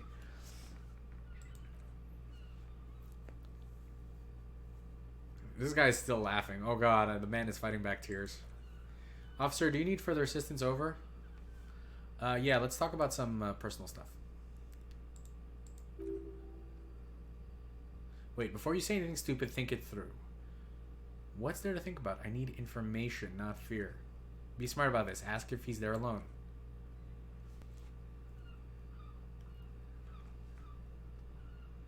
I want to know if you got my badge description. You know, name, rank, date of birth. What? What is it? Is he still in line? Jean, shut up. He wants to verify the information on his badge. But of course it says Dick Mullen, High Journal of the Colian Cavalry Force. Tell him to stop wasting time. God damn it.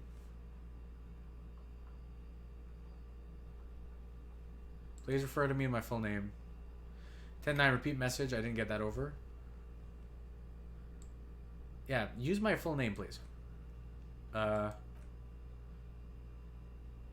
What is it? What could he possibly still want from us? God damn it, Jean. He seems intoxicated and keeps asking me to call him by his name. Mullen's drunk and emotionally aggressive. That's new. Oh my God, Jean, you bastard. Stop it. Stop it. I'm going to ask him if he's alone, even though I know he's not. Yeah, okay. He says, no, I have a bunch of people over here. Any news about my family? You probably don't want to continue on this road. Maybe you heard of them. No, I haven't. You're not really keen on mentioning your home life, so I was always assumed things weren't good on that front. Over. Oh, okay. The feel of a good idea.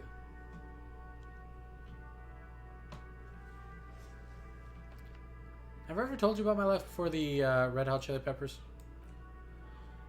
10-4. Well, that's does he actually want something, or is he hell-bent on disrupting our work? He asked if he ever told me about his days before joining the RCM. For God's sake, cut this shit out. Tell him to stop wasting time and be a goddamn policeman for a change.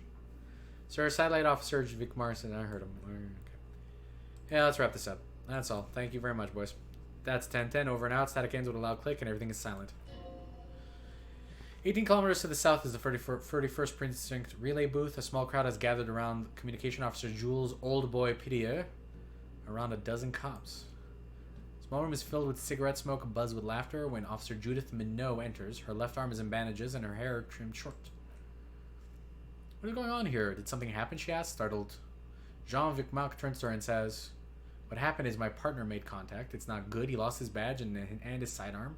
He seemed confused, delirious, and even Mac the Torso is finger fucking his fist, laughing hoarsely and apparently telling some dirty story to his partner, Chester McLean, near the entrance. Suddenly interjects, yeah, Mullen was fucked alright, sounded fucking drunk to me. The tall ginger on his right, the son of Pat and Page, still has tears of laughter in his eyes. Yeah, Mac's right, that was some gnarly shit there. Satellite Officer Vicmarc bites down on his knuckles. Enough! Shouts across the room. The commotion dies down, all eyes turn to him. None of this is funny. It's fucking sad, that's what it is. He's a cop. He's one of us, god damn it. Minot looks down at her neatly polished black shoes. There's a quiet firmness to her voice when she speaks. We must help him. Yeah? How do you fucking plan to do that? Huh? Get him off the drink? Go jogging with him in the morning and get him on a carrot juice? He's a lost man. I just know we can't give up on him when he's at his weakest. He wouldn't. The crowd in the room has started fidgeting uncomfortably. Someone's trying to slip out unnoticed. Mac, man the door. Are they having an intervention without me? He gestures towards someone to block the doorway and then turns to me. No. You know what he told me? I don't want to get better. I want to get worse. Those were his words. He sighs heavily and turns to address the room. This shit does not leave this room. Oh fuck, this is getting for real. Yeah, it's clear some of these names are regular names with like a letter added or missing. This shit does not leave the room. Not a word of this to the captain or anyone else. We'll give him a couple of days to pull his shit together. Old boy lights another cigarette and says, I guess I can hold off the report for a few days. Good. Vicamar turns to the others. Okay, everybody, nothing but a prank call here. We all got our laughs, now let's get back to work.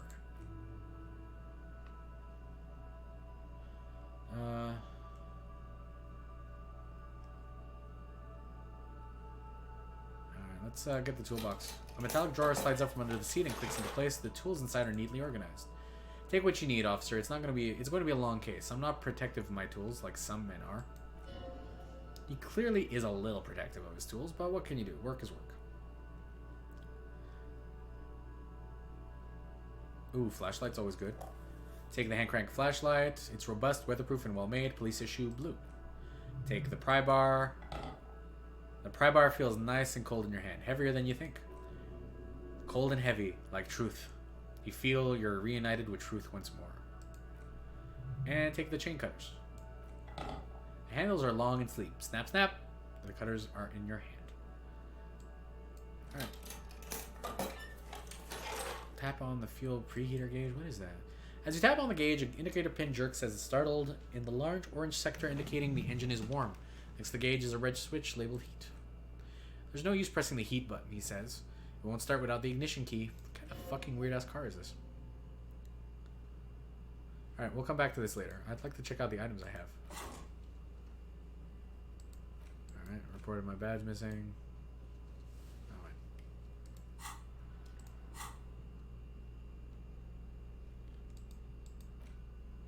This is a flashlight.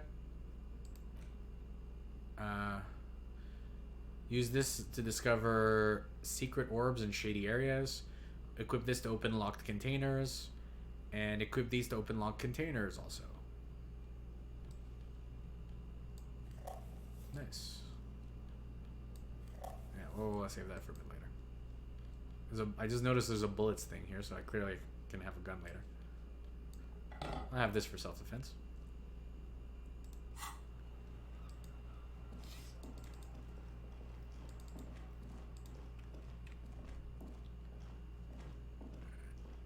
What's that? Rue de Saint-Ghislain, 8B. Oh, let's rummage through the trash, shall we? There are bottles inside. You can pick them up if you had a bag. It's weird, but okay. What's this?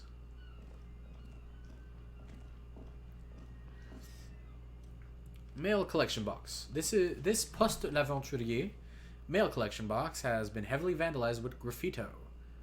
Closer inspection reveals 2 bullet holes in the front. Good mail delivery box.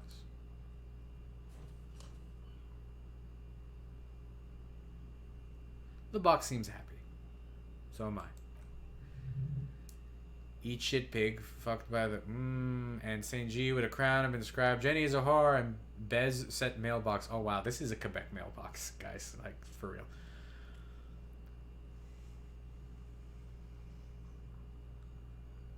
I've been there. Poste l'Aventurier mail collection box. I've been there. The mail collection box seems cathartic, thankful even. So do you. You shudder, then you swallow. And then suddenly you see it. Over all the other graffitos someone has, using the tip of a very sharp knife, cut the words, Revocol forever. We'll kick it later. For now we should really check out that body. Okay. this? Electronic doorbell. Oh, this is an apartment building.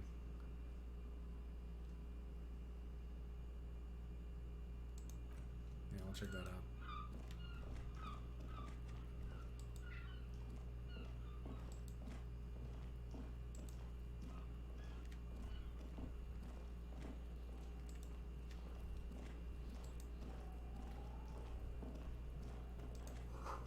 Smells like spoiled meat and curdled dairy. Our human being decomposes.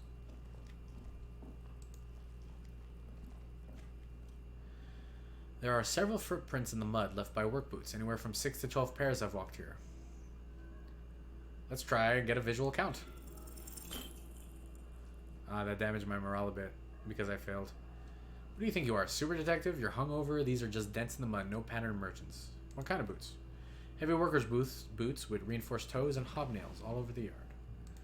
I'm gonna heal my morale. Nice. Okay.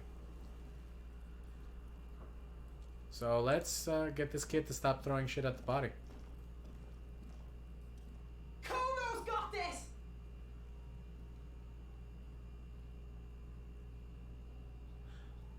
The boy throwing rocks at the dead body can't be older than 12. This is a 12-year-old? What kind of hard life have you had?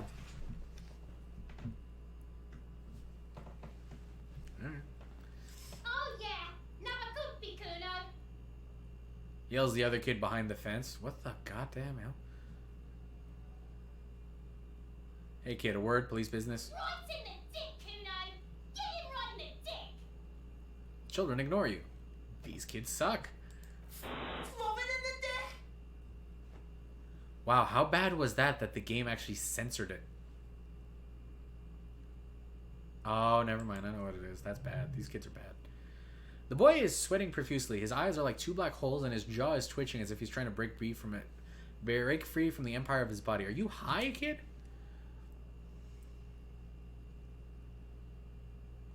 Yeah, I'm not going to ask him to stop throwing rocks at my crime scene. Kuno. Yeah, right in the mouth. Oh, thank you, game, because I really don't want that appearing on my stream. That is bad. Ooh. I know they're British. No. They pay you no heed or pretend not to notice you. The shit himself! Jesus. Fuck these kids. What the hell? The rake, Kuno. You should throw the rake at him, Kuno. No, Kuno, don't. The fuck does Kuno know what a rake is? Kuno's not guarding it! The fuck is wrong with you? Kim, what should we do? Shouldn't do anything. I don't have such forces. What forces? You will see. The fuck are you talking about? Oh, this kid's difficult. Oh, I'm so glad I don't have kids. I'd hate for them to turn out like this, like red-headed gingers. He's calling us f***ers, Kuno. He says we're fucking each other. Wait, I just noticed your name is Kuno S. Like, are you? Okay. Alright, entertain the Kuno. Show me what you got. What you got there? What you got, huh? Show me what you got.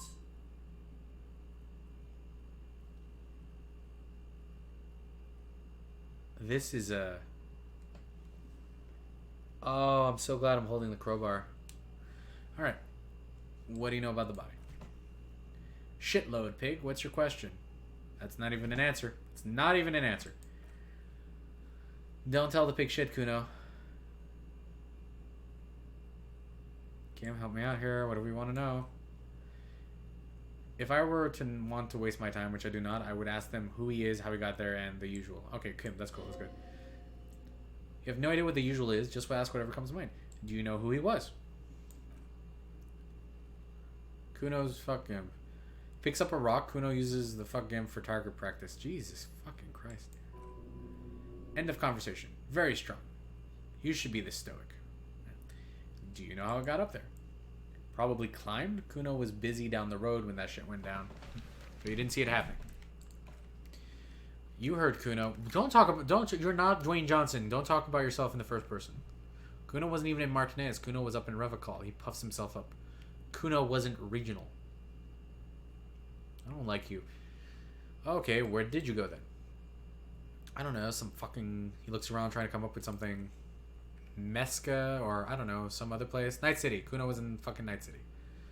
Where's Night City? Kuno gives this info out on a need-to-know basis, and you don't need to know. He draws snot up his nose. Fucking charming. Kuno didn't smoke the Gimp if that's what you meant. Have you seen anyone suspicious around? Just a couple of pigs sniffing around the dirt. That seems pretty fucking suspicious to Kuno. Fucking smack your ankle with this fucking crowbar.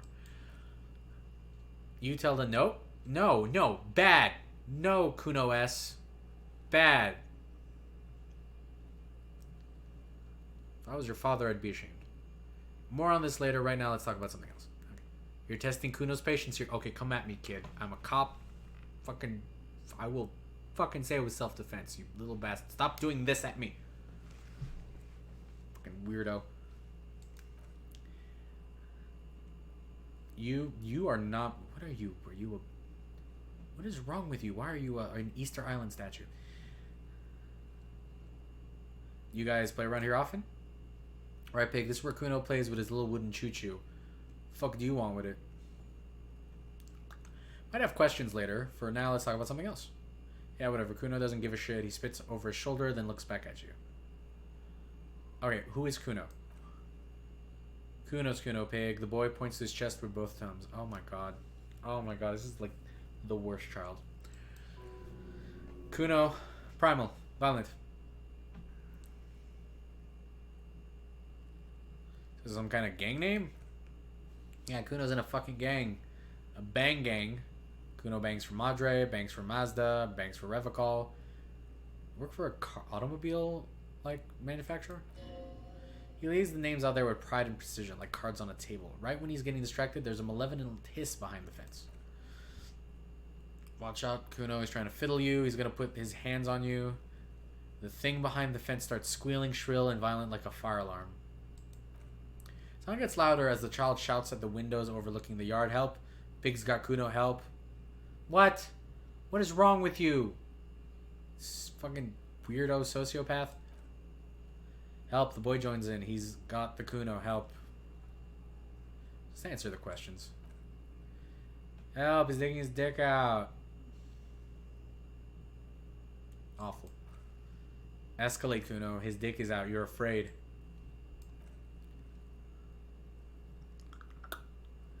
Pigs are hurting Kuno. Somebody please. It's full blast now. The wind carries the message far and wide.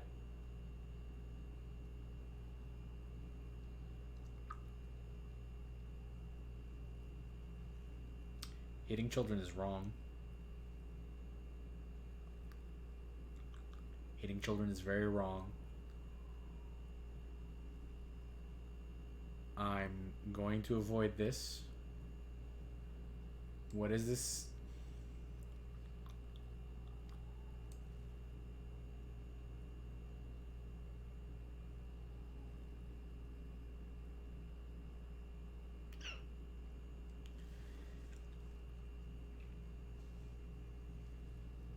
No, my finger slipped.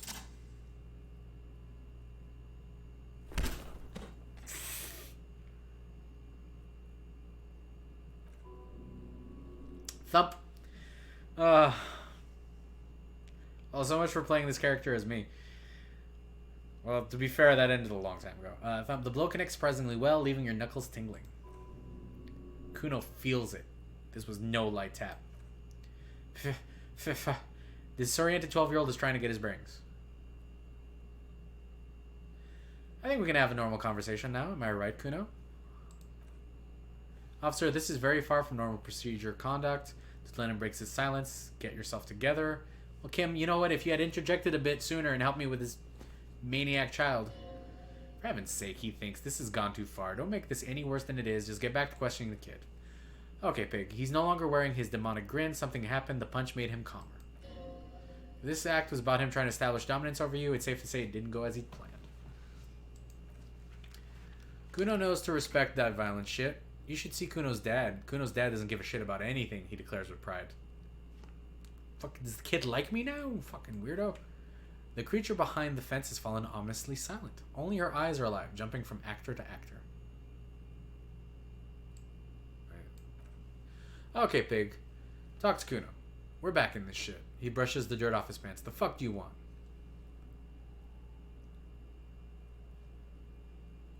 Let's give it a shot.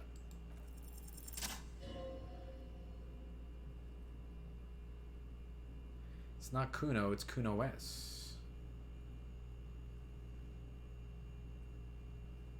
Interesting. How?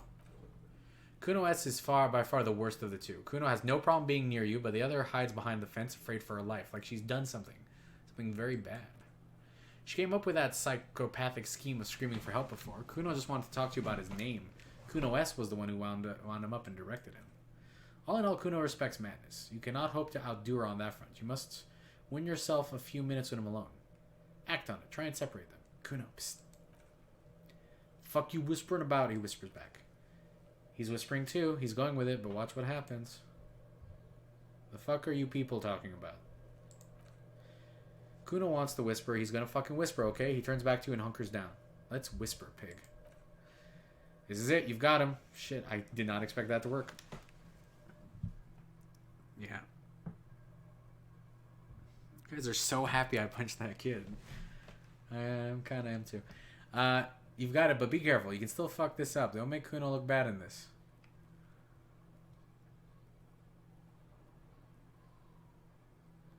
Alright. What's up with her? She's terrifying. Crazy scary.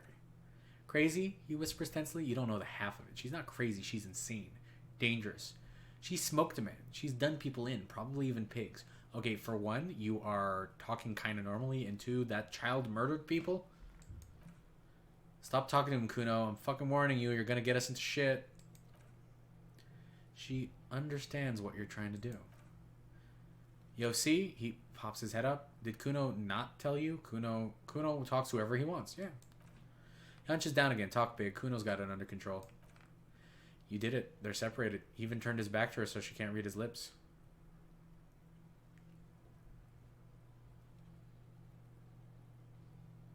What do you mean she smoked someone? Kuno means she killed someone. That's right. He's a killer. He stares at you intently. Like, actually a killer.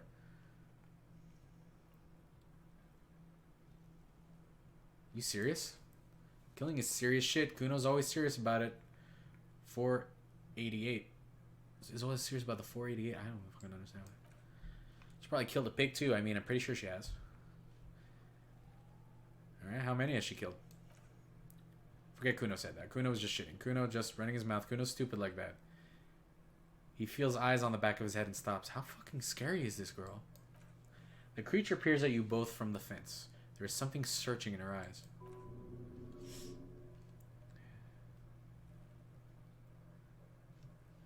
You think she has anything to do with the dead guy? Yeah. She would have liked to fuck him up, but she didn't. Kuno wasn't around, and C was with Kuno. Where were you? Look, Kuno's gonna put you at ease. We didn't do it. Alright, I respect that. Oh, hey, what's this? I leveled up.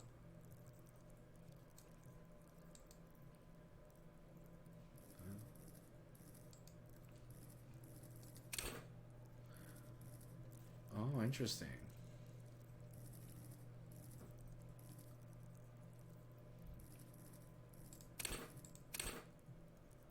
Well, let's level up our drama.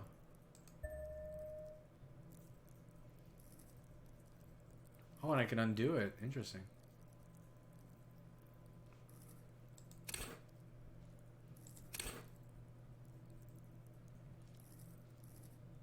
Oh, I can okay, I have to accept the changes in place.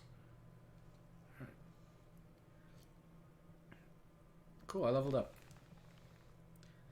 Means petty theft. Oh, interesting. Okay. Oh, you're right. It probably is police code. Wow, that's crazy. Alright. You said she's insane? Yeah, she's psycho. He leans in closer. None of that kitty psycho cat burning shit. She does the real deal. What's the real deal? Snuff radio and shit? Believe me, pig, you don't want to know. The fuck are you hanging around her for? What's this language she uses? Fuck knows. She says it's the song of her people or some shit. What people? Crazy people. The fucking I don't even want to say that just in case it's a slur. Some things are too awful to dwell on. The this and the that might be some kind of defense mechanism. And it's a good thing I'm empathic. Is she your sister? Fuck no, she's not my sister. She's just a stray who got in like a mad dog or some shit. Yeah, she was just there. He points at the apartment building behind the fence. What's that, Kuno? The little one twists her neck, looking at the building. Kuno flinches, then lowers his voice even more. She was in the hallway, dripping wet by the fucking shoe rack in the dark. Why was she dripping wet? Kuno's got no fucking idea. Her hair was all wet. I think she pissed on the floor, too. She was there for 3 days in the corner every time Kuno went out. He said she got in. How? I don't know. Someone left the door open? Kuno comes home and she's sleeping on her desk under a pile of clothes like a dog. What about your parents? Kuno's dad doesn't give a shit. Doesn't even see her there. Or thinks it's fucking Kuno. He points at himself. Shit's all on Kuno. You know, Kuno's got it a bit rough. Starting to get a weird ritual of respect for Kuno. Why is she called Kuno S then? Because she fucking looks like Kuno. You don't know her name?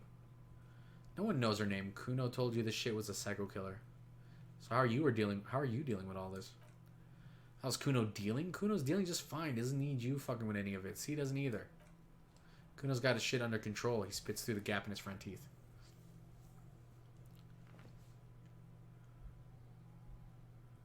You need backup. I'm here for you. Listen. He points to his eyes, then yours.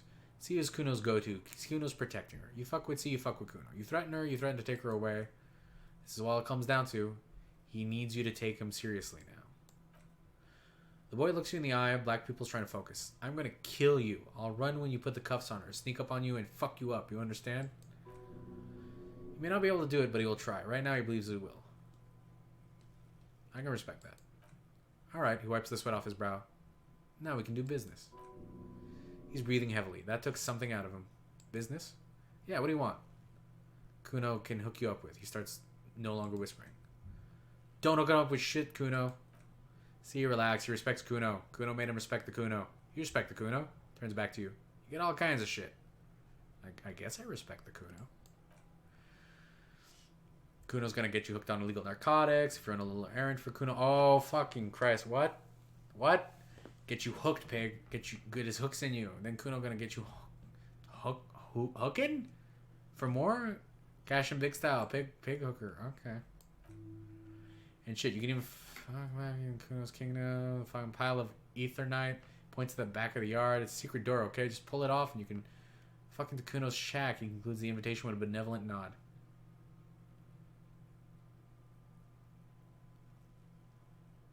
Yeah, we're gonna go back to that later. That's a little too much Kuno for me right now. And here's the person I really don't want to talk to. Alright, we're gonna check out the body. At long last. I guess he's gonna keep throwing rocks, whatever. The Hanged Man. The best persona. The corpse looks at you with bulging white eyes. The face around them does not look human. It's swollen and ready to burst. His lips are fish-like and his tongue like a ball gag in its mouth. Ugh. You seem to be holding your breath. Okay. A cargo belt twists his neck at an unnatural angle. The body below appears stiff. It's letting out an ungodly rot. The smell seeps in even through your clenched nostrils.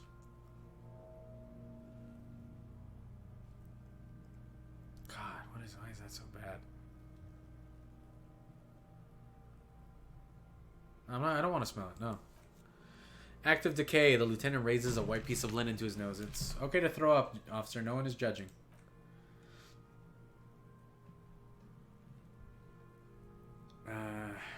He's about to blow. The cop's going to blow. Kuno, no, I'm not going to blow.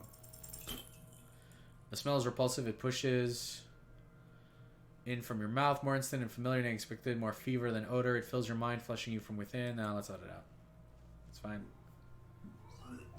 That's fine. That's probably for the best. Probably going to help me sober up a bit. Yeah.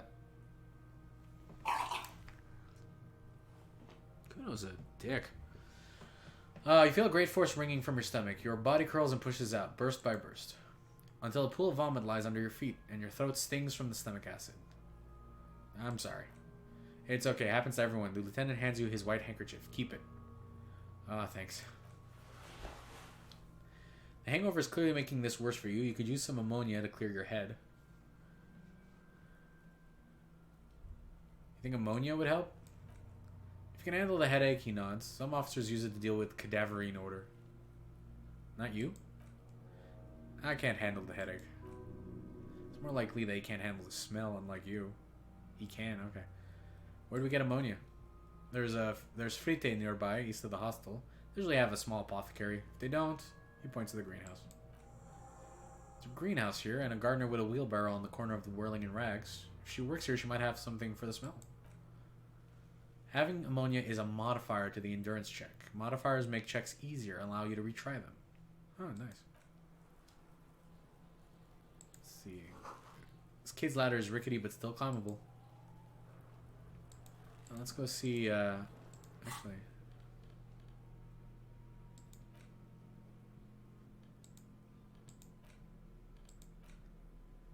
So it looks, everything's got a price, so I feel like I can sell a lot of these things, and if I can't, I feel like they're very important to the case. Nice. Inspect the victim's body, get ammonia from the gardener or the Frite store. Okay.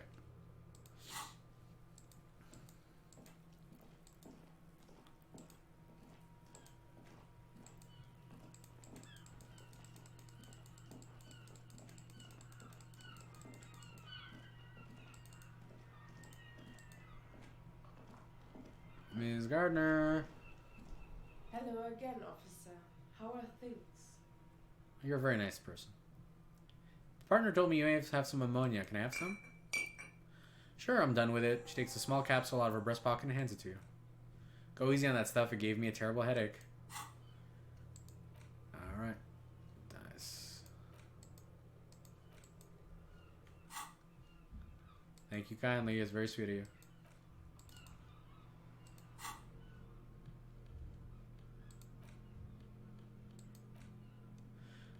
Tin glass soup rather than cotton netting, used to treat fainting spells. Produced by Saint Baptiste Pharmaceuticals. This is a quest item. You don't have to equip it to use it. Just having it in your inventory is enough. Thank you. I love it when point-and-click games make this distinction. And I can't believe this is a point-and-click game. I know it's point-and-click game, but it's just kind of amazing that a point-and-click game came out in the tail end of 2019. Oh, wait, that's the wrong button. Wait a minute. Should I be saving? Oh, my gosh. I haven't saved at all. I'm not going to rotate my saves. Play it fast and loose. Let's inspect the body.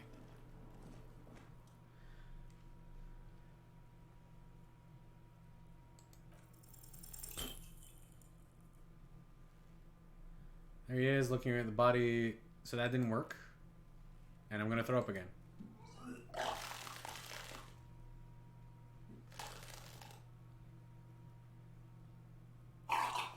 Oh, that sounded bad. The ammonia only makes it worse. The combination that forces tears out of your ducts, you manage to keep it in once. The second time, not so much. When vomiting is done, your cheeks are wet with tears. The ammonia didn't help at all.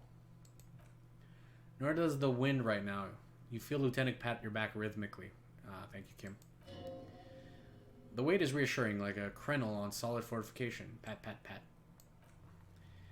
I've seen strong men turn themselves inside out for hours. You're facing tough odds here. Alcohol withdrawal makes it considerably harder.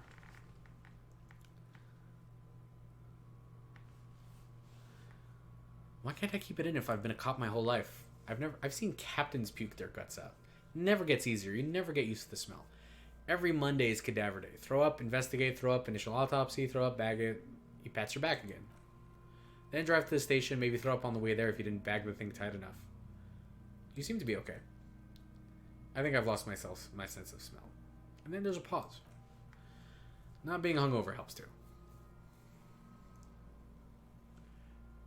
Do it out me, man. I can't. No, this is a 2-man assignment because it needs 2 officers to complete. I need your help. He withdraws his hands and looks you in the eye. You need to get your shit together. Okay. What? Thought gained. Volumetric shit compressor. We should go talk to locals. Find something else to do while the wind changes. It's pretty bad right now. What the fuck is this? Temporary research bonus. None. Research time 30 minutes. Your shit is apart, and it's rather unbecoming of a cop and a human being. It's supposed to be the opposite of that. Together. Shit. Oh, wait. I'm just saying shit now for no reason. Compressed in a small area. To achieve a solid level of shit compression, squeeze your butt cheeks together for 30 minutes. Do something similar with the two hemispheres of your brain. Talk to people. Maybe that'll help.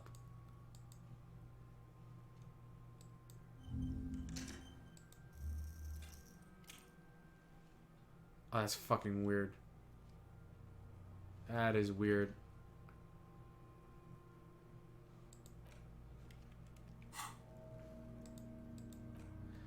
You have received a thought. When this dialogue is over, go to your thought cabinet in the bottom right and equip it. Expect to fix the body. Okay. What the hell? Equip and complete volumetric shit compressor thought. Okay, so talk to people. Maybe that'll help. Okay.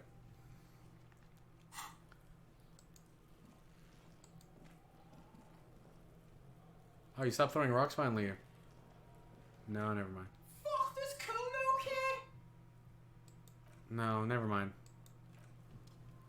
Let's talk to fucking awful thing here. Kuno, the pig's getting pretty close to me. Come to snuff my shit out, I think. Looks like it's time for me to go, Kuno. Pig's come to take me in. She means it. The fear is real. I just want to ask you some questions. I'm going away for a long, long time, Kuno. Going away for life. I wouldn't take anything you're saying seriously right now. What's going on there? Fuck are you trying to pull, pig?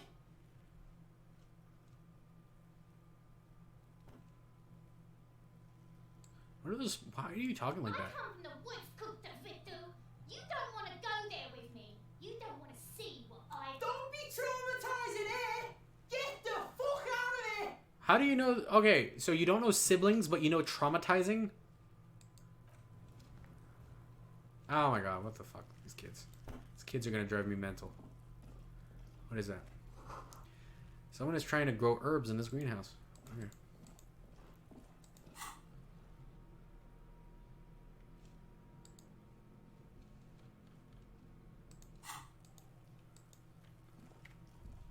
Oh, what's this?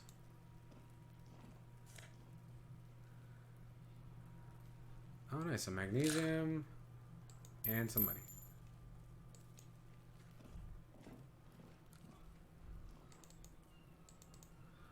Is that Kuno's weird shack? Hold on, let's check this out first. The winch mechanism has been oxidizing for some years. Okay.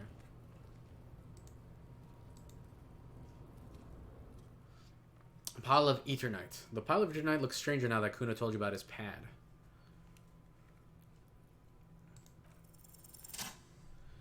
Because unless Kuno lied, you should be able to pull the panels aside.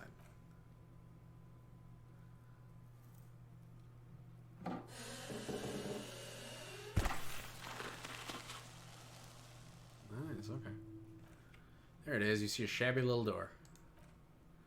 So this is the shack Kuno mentioned. Let's take a look inside then.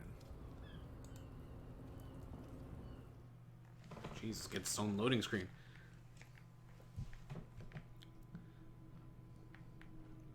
Hold on, what are you guys talking about here?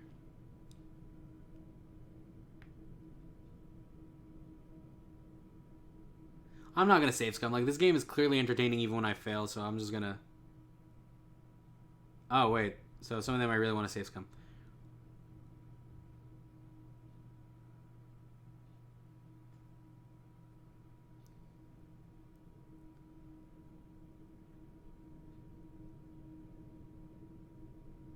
Oh, guys, I appreciate what you're saying. Yeah, I'm just kind of feeling it, like... If I really find nothing else, I'll save scum it, but I kind of want to feel around, see if maybe I get stuff that helps me, you know, complete it. What's that? Alright, steal from this child. Sounds good to me.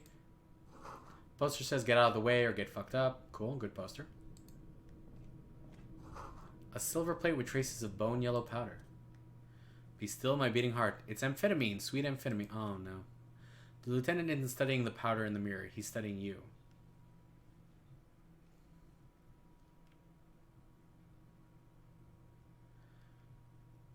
Someone has taken narcotics here. Perhaps the police should interfere. Perhaps not. He looks at you. This is below our pay grade, detective. However, he points to the ladder in the corner. See that ladder there? It's probably another way into the industrial harbor, no? A secret path the local kids use. Oh, okay. What the hell? Cured pig's head. It looks mummified. And over here is an empty tube of magnosilum magnesium supplement. Huh. Yeah, I'm going to try and fail forward. I will say that because I can take damage from failing certain throws, I'm going to be a little more careful about the ones that are like 3% success. Oh, what's that?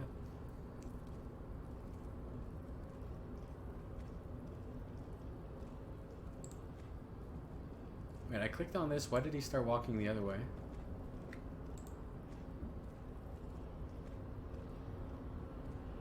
Oh, interesting. I can go up there.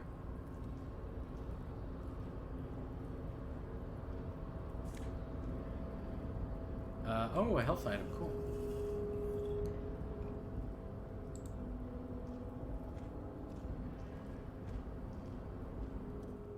Policeman cloak. Looks like someone left his tarpaulin cloak hanging on the railing here.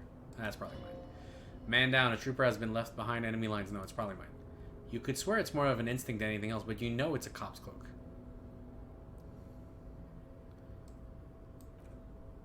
Yes, it's probably yours. It bears the RCM insignia, and you have a habit of being careless with your equipment. He judges the drop. You could probably make the jump. You look like you've done some track and field in your day. Okay, yeah, not right now. Oh, what's this?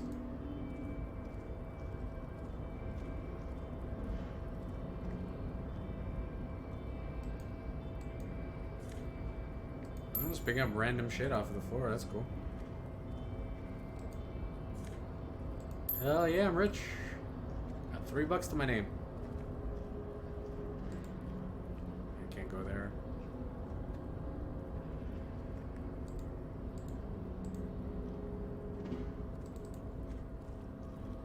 Oh, thank God I figured out about this run. Oh, actually, can I check this out? The doorway is going to collapse soon. Restoration pillars keep the ruins together. Yeah, yeah. It's a bucket. It has a postcard in it. Okay, interesting. Oh, that's the frittete.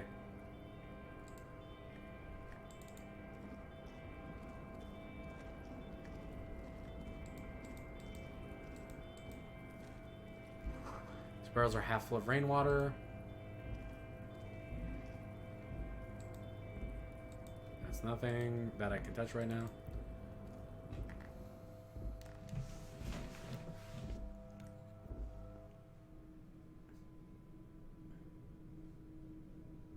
Yeah, I want pork rinds now too. Alright, I'm gonna remember Kuno's shack for later. Revocol is pronounced Revachol. Oh, okay. Orange is pronounced Oranje. Weird, okay. I got a nice postcard. Neat. Alright, let's actually take a look at our objectives a little bit. Actually, does this like... Okay, so... I should probably talk to people while that's still active.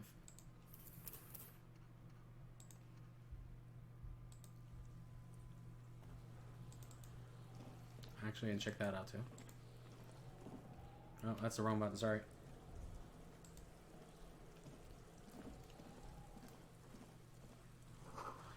The letter R wears a crown. On the ribbon, a light above descending.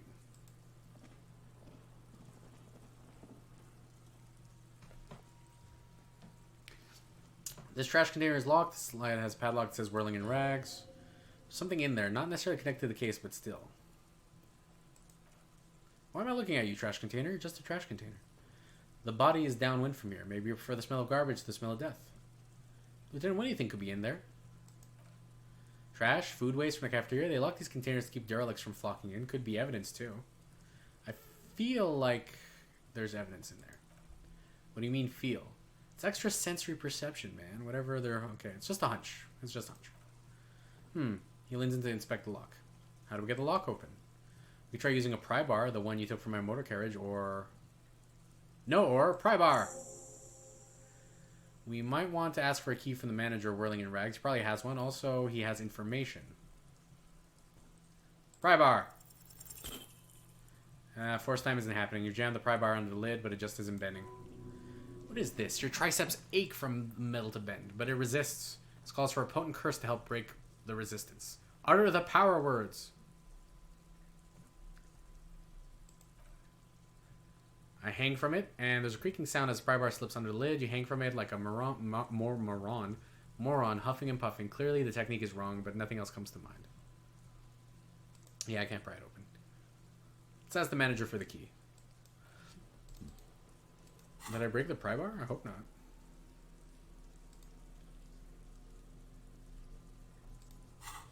Let's ask Gark for the key.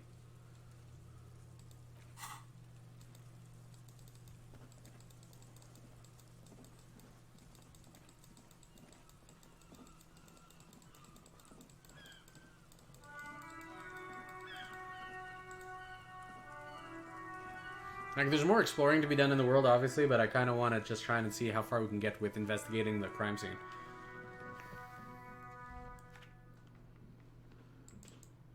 Everybody here's good. Everyone's good. Hi, lady. Hello again. You've got no new information, so thank you anyway. You're very sweet. Real mature, man. Not exactly what you're trying to accomplish. You do understand you still owe me money. Shut up, Garp. Your thief thought we got away. That doesn't seem fair. You demonstrated some serious skills there, slipping away Sambo style. By the way, Sambo, or Samurai Boxing, is an eloquently violent set of one-on-one fighting moves originating in the Samurai Isola. Sambo used to incorporate a wide variety of martial disciplines, from archery to mounted combat, but mainly means aesthetically pleasing single combat nowadays. Sambo style implies stealth, cleverness, and cool. Don't I get something for my effort?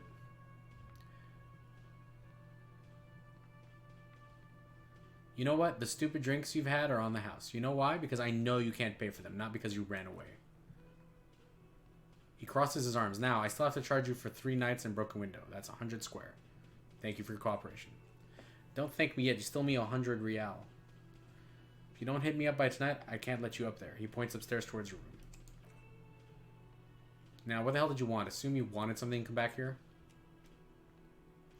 Yeah, is the trash container out back? Mine, no. It belongs to the whirling in rags. Okay, fine. Whatever, smartass. Thank you for clearing that up. Why do you keep the container locked? Why? To keep the hobos and drunks out of it. That's why. And the neighbors, too. They put their trash in there and they don't pay for the garbage company. You have to pay to have your garbage removed? I thought as much. And are you the only party with access to the trash container? Well, yes, us and the garbage disposal company.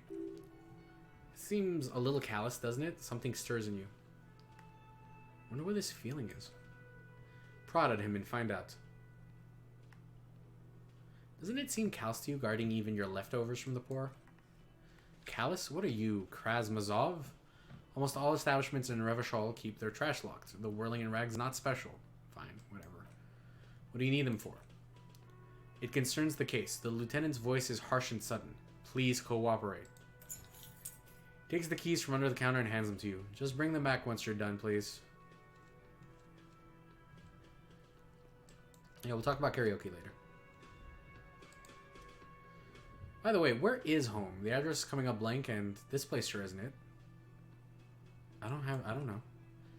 But you've been at this hostel cafeteria for only 3 nights. Where were you before? You had to be somewhere.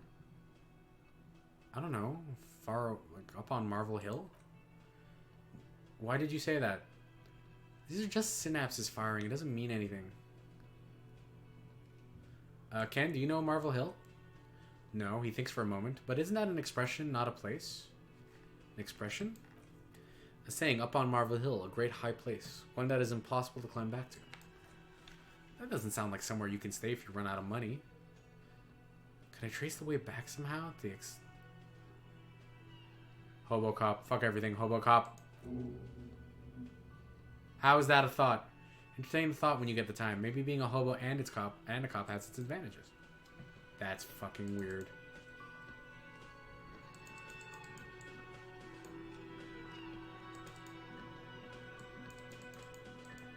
Let's open the trash container.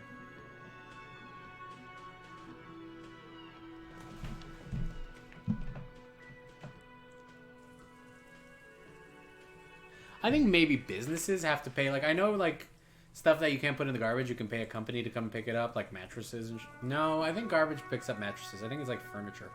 Hold on, I gotta see HOBOCOP for a second. A cop and a hobo. HOBOCOP.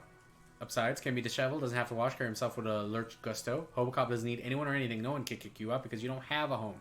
Never pay rent again. Never again here. You're drunk. Where did you even come here, Harry? Go home. You're embarrassing yourself. Downsides? Are there any? I mean, seriously, give me one. Compelling argument, HOBOCOP.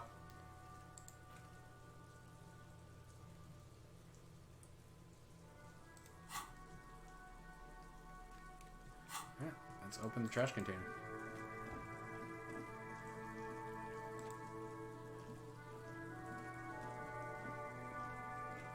Kuno, how many rocks do you have to throw at that body? Hold on a second, I just noticed something.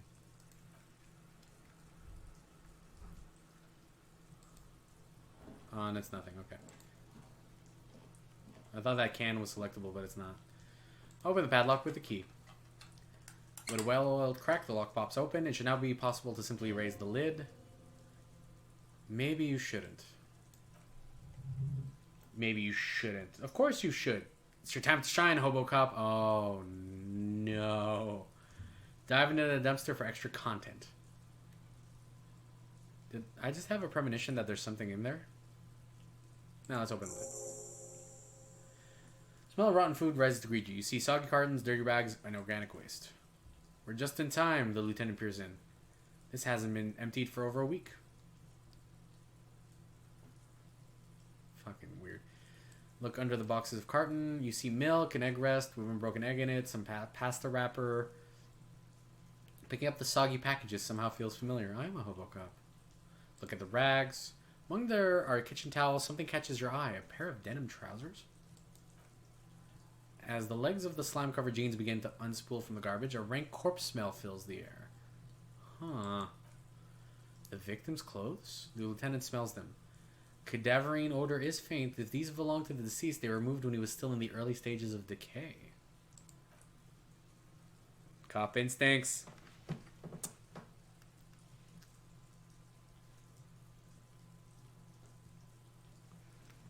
Lieutenant produces a black plastic bag marked evidence from his pocket. Drop him in here, officer.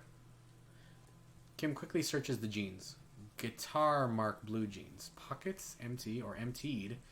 He wore them with a belt too, a wide belt. The loops appear stretched, but Kim's a damn good cop. He looks into the container. The belt is missing. That's it. Do you see anything else in here? That I have another bag here. Something slimy catches your eye. Reach for it. A drab, long-sleeve shirt, olive-colored, appears from the food waste, dripping with pus. Bag the shirt. This is a military-type overgarment. No label or serial number. This is the kind of rib-knit shirt that's worn over light armor to conceal it in an urban scenario. Anything more? The rest of the rags are just kitchen variety waste, just garbage. Alright, we should go to guard again and ask if he knows who put the clothes in the trash. It could be as simple as someone from the hostel cleaning the yard, or that one. He nods towards the red-haired boy behind him. I'd advise against confronting that force. You think somebody from the whirling might have been involved? Ooh, I'm liking all these thoughts I'm getting. Not really. All we know is the victim's clothes are in the trash, the lid was locked, and this establishment had the key. It's just a small loose thread. Okay. Where is the other one? Breakthrough imminent. Or is it a part of volumetric shit compressor?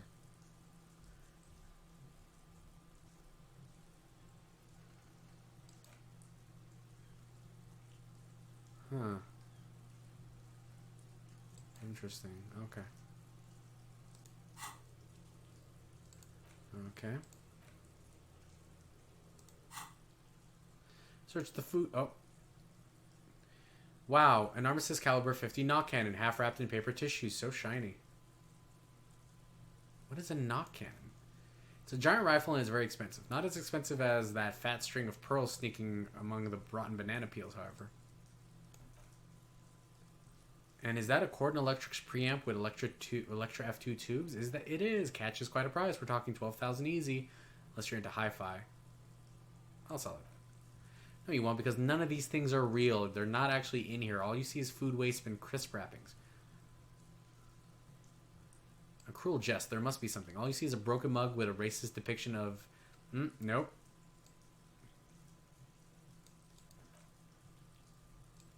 Only in its social sensibility. The man briefly glances at the mug, then returns his sight to the trash. Let's look at the food waste.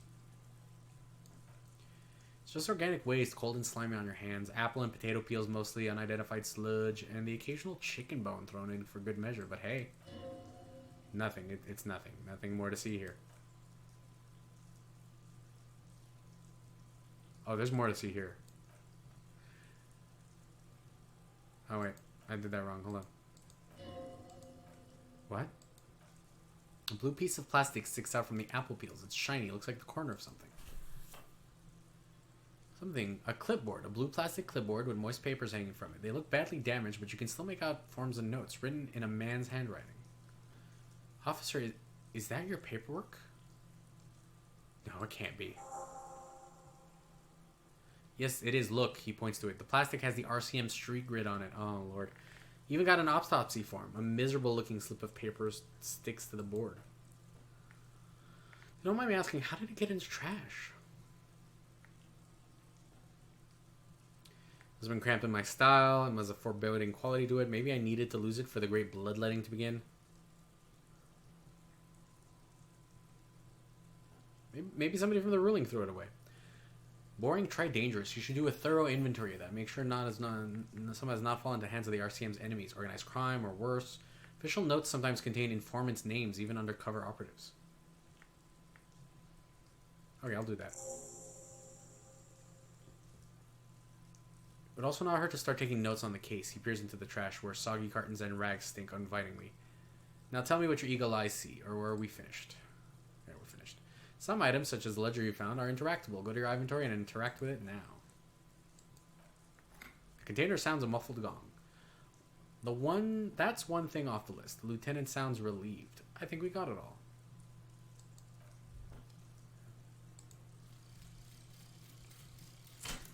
Oh, okay. That's a weird picture.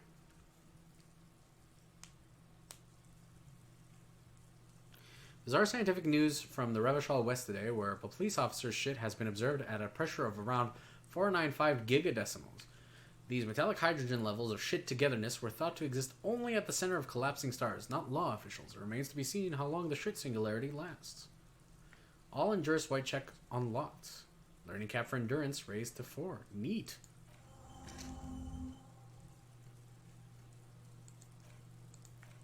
What? Huh. Nice. Okay. Should I? Okay, well then I'll equip HOBOCOP then. Alright. Oh, interact. Oh yeah, use this button to inspect the item.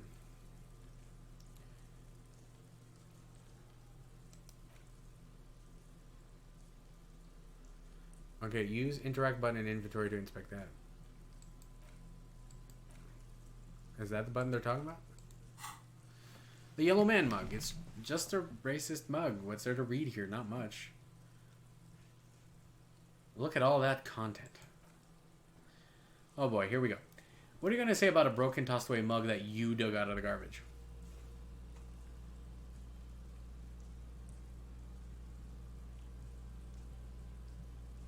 This mug is an example of prejudice. I'm going to use it as an example of what not to do. But it was in the trash. Why not just call it out when you see it? Or do some volunteering work. Just finish your case, detective. Weird. Okay. Maybe we'll go back to the mug later. I don't know what that says about me. Let's look at the ledger.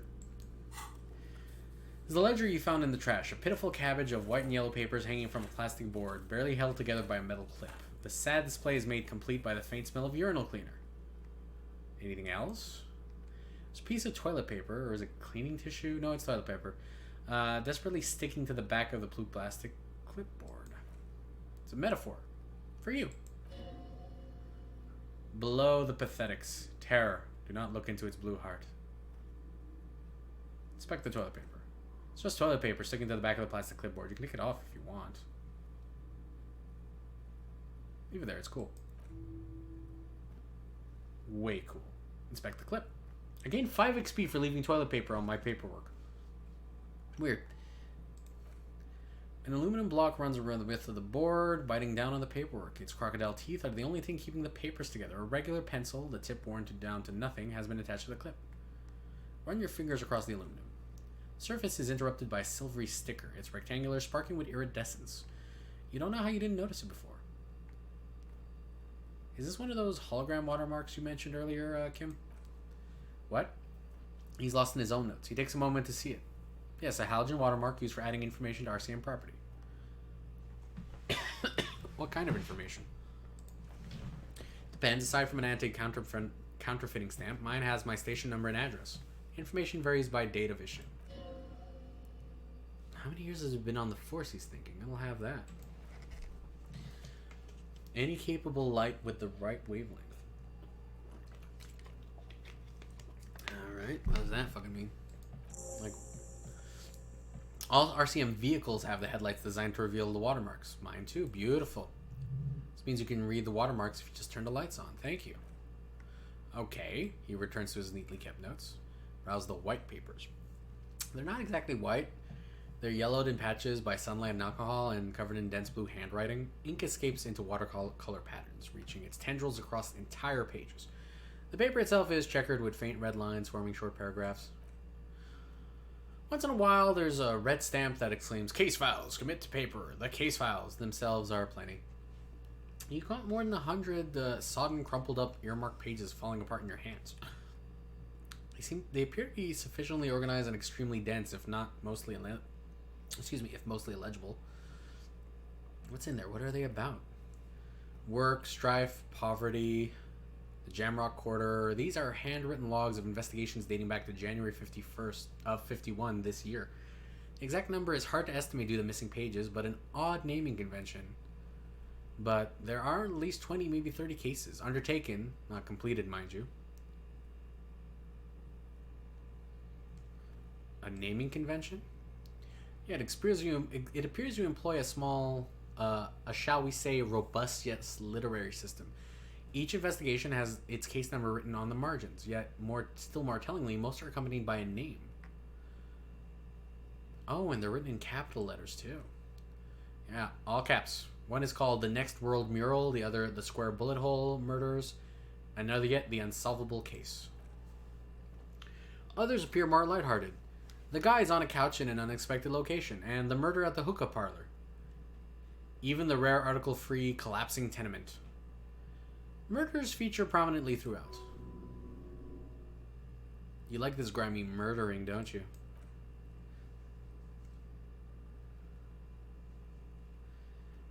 It's going to take an effort to put these case files together, but it can be done later once you're done inspecting them close up. Kim, my cases appear to employ some kind of naming convention. You mean the alphanumeric officer precinct time of arrival scene? No, I mean a non-numeric one with titles. Oh, you mean the titular? Yes, well, so do I. In our defense, almost everyone in the RCM does. Why is that? It's a holdover from the early days of the RCM, right after the revolution when the organization had little idea how to do things. It persists in an unofficial capacity. Officers use these styles to refer to their work amongst themselves. I seem to have a case named the Square Bullet Hole Murders. Again, in your defense, I seem to have one named... He peeks in his notes. The man with the hole in his head.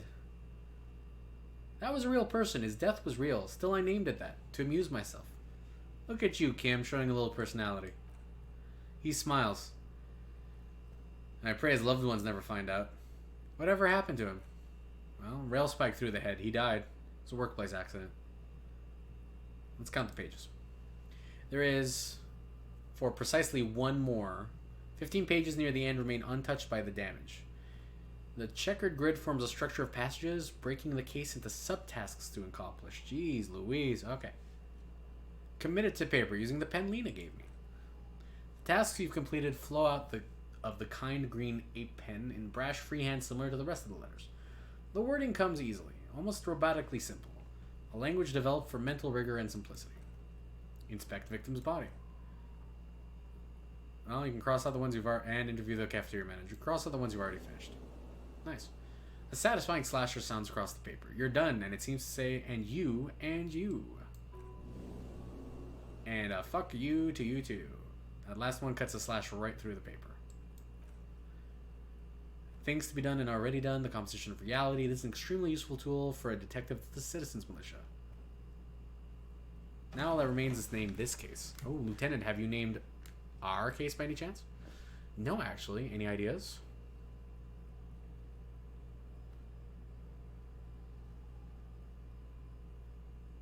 The Furies are at home in the mirror. Furies. Yes, well, it's obvious he doesn't like it. I don't know, I have to be honest. I'm not experiencing the internal strife that it refers to, and also, he furrows his brow. Can we just make it less poetic? You know, just a normal case name, you know? Think, what would that be? A good normal name? The Hanged Man. Great, that's great. That's actually what I was thinking too, the Hanged Man. Good, strong name. We have a very good name for the case now. Oh, Kim's happy. He flips the pages of his notebook. I'm going to start calling it the Hanged Man. It's good we sorted this out. Alright, I'm done with the case files. Oh, can I read them? That's way... Well, Kim explained the system, but that's still pretty low. I'll come back to that later. Let's look at the yellow papers. In the back, you see a thin, translucent copier paper. Some neon yellow, some bright red, all covered in boxes like marching armies. These look like official forms waiting to be filled out. What types of form are they? 3. Their topmost are misconduct fines, the middle ones are station calls, and the bottommost are field autopsy reports, sorry. Each is easy enough to make sense of. Misconduct fine. A monetary penalization ranging from 20 to 250 real. Severe cases allow for 1,000 real, but that requires special paperwork. The details of issuing these fines spread out over the rest of the fields. Station call. These are quite sinister in tone. They give a date and time for the person to appear at the specified police station. Below the call are criminal charges you risk by not appearing. Field autopsy. A dozen pages of thin copy paper, bright red in color. You see the parameters of a deceased human waiting to be filled in: age, sex, condition of internal organs, color of the irises, predation marks, condition of sexual organs. That's murder stuff. Yes, all of that remains now is to fill out the forms and hand them to the people. Fines for the wrongdoers, interview requests for bad guys, and field autopsies for the dead guys. What delicious power hidden within this pathetic mess. You feel better. Let's look at the clipboard. It's made of dark blue plastic, hard enough to beat someone's submission with. The edges are rounded, however the U4 sized board feels thick and heavy in your hand. Light shimmers on its wet surface. On the back you see embossed letters, RCM. What did you say the color was? It was blue. Okay. The blue heart. Don't look into it. Shake the ledger. Something rattles inside ever so lightly. Is there a hidden compartment? The plastic shimmers like lapis lazuli, but is not see-through. You cannot see its center. How would I open it? With your hands, the U4 size pages hang from the clip.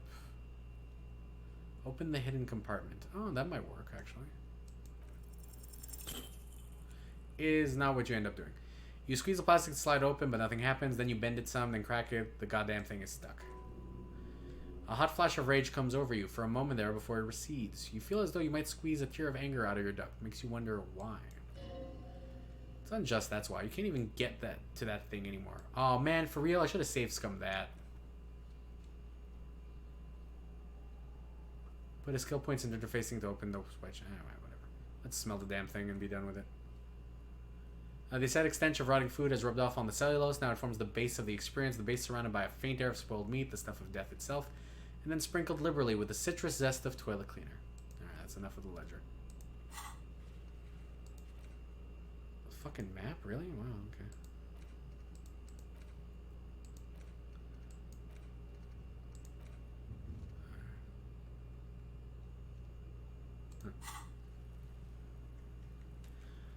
All right, I think with that we're gonna call it for now. There's a lot of possibilities there,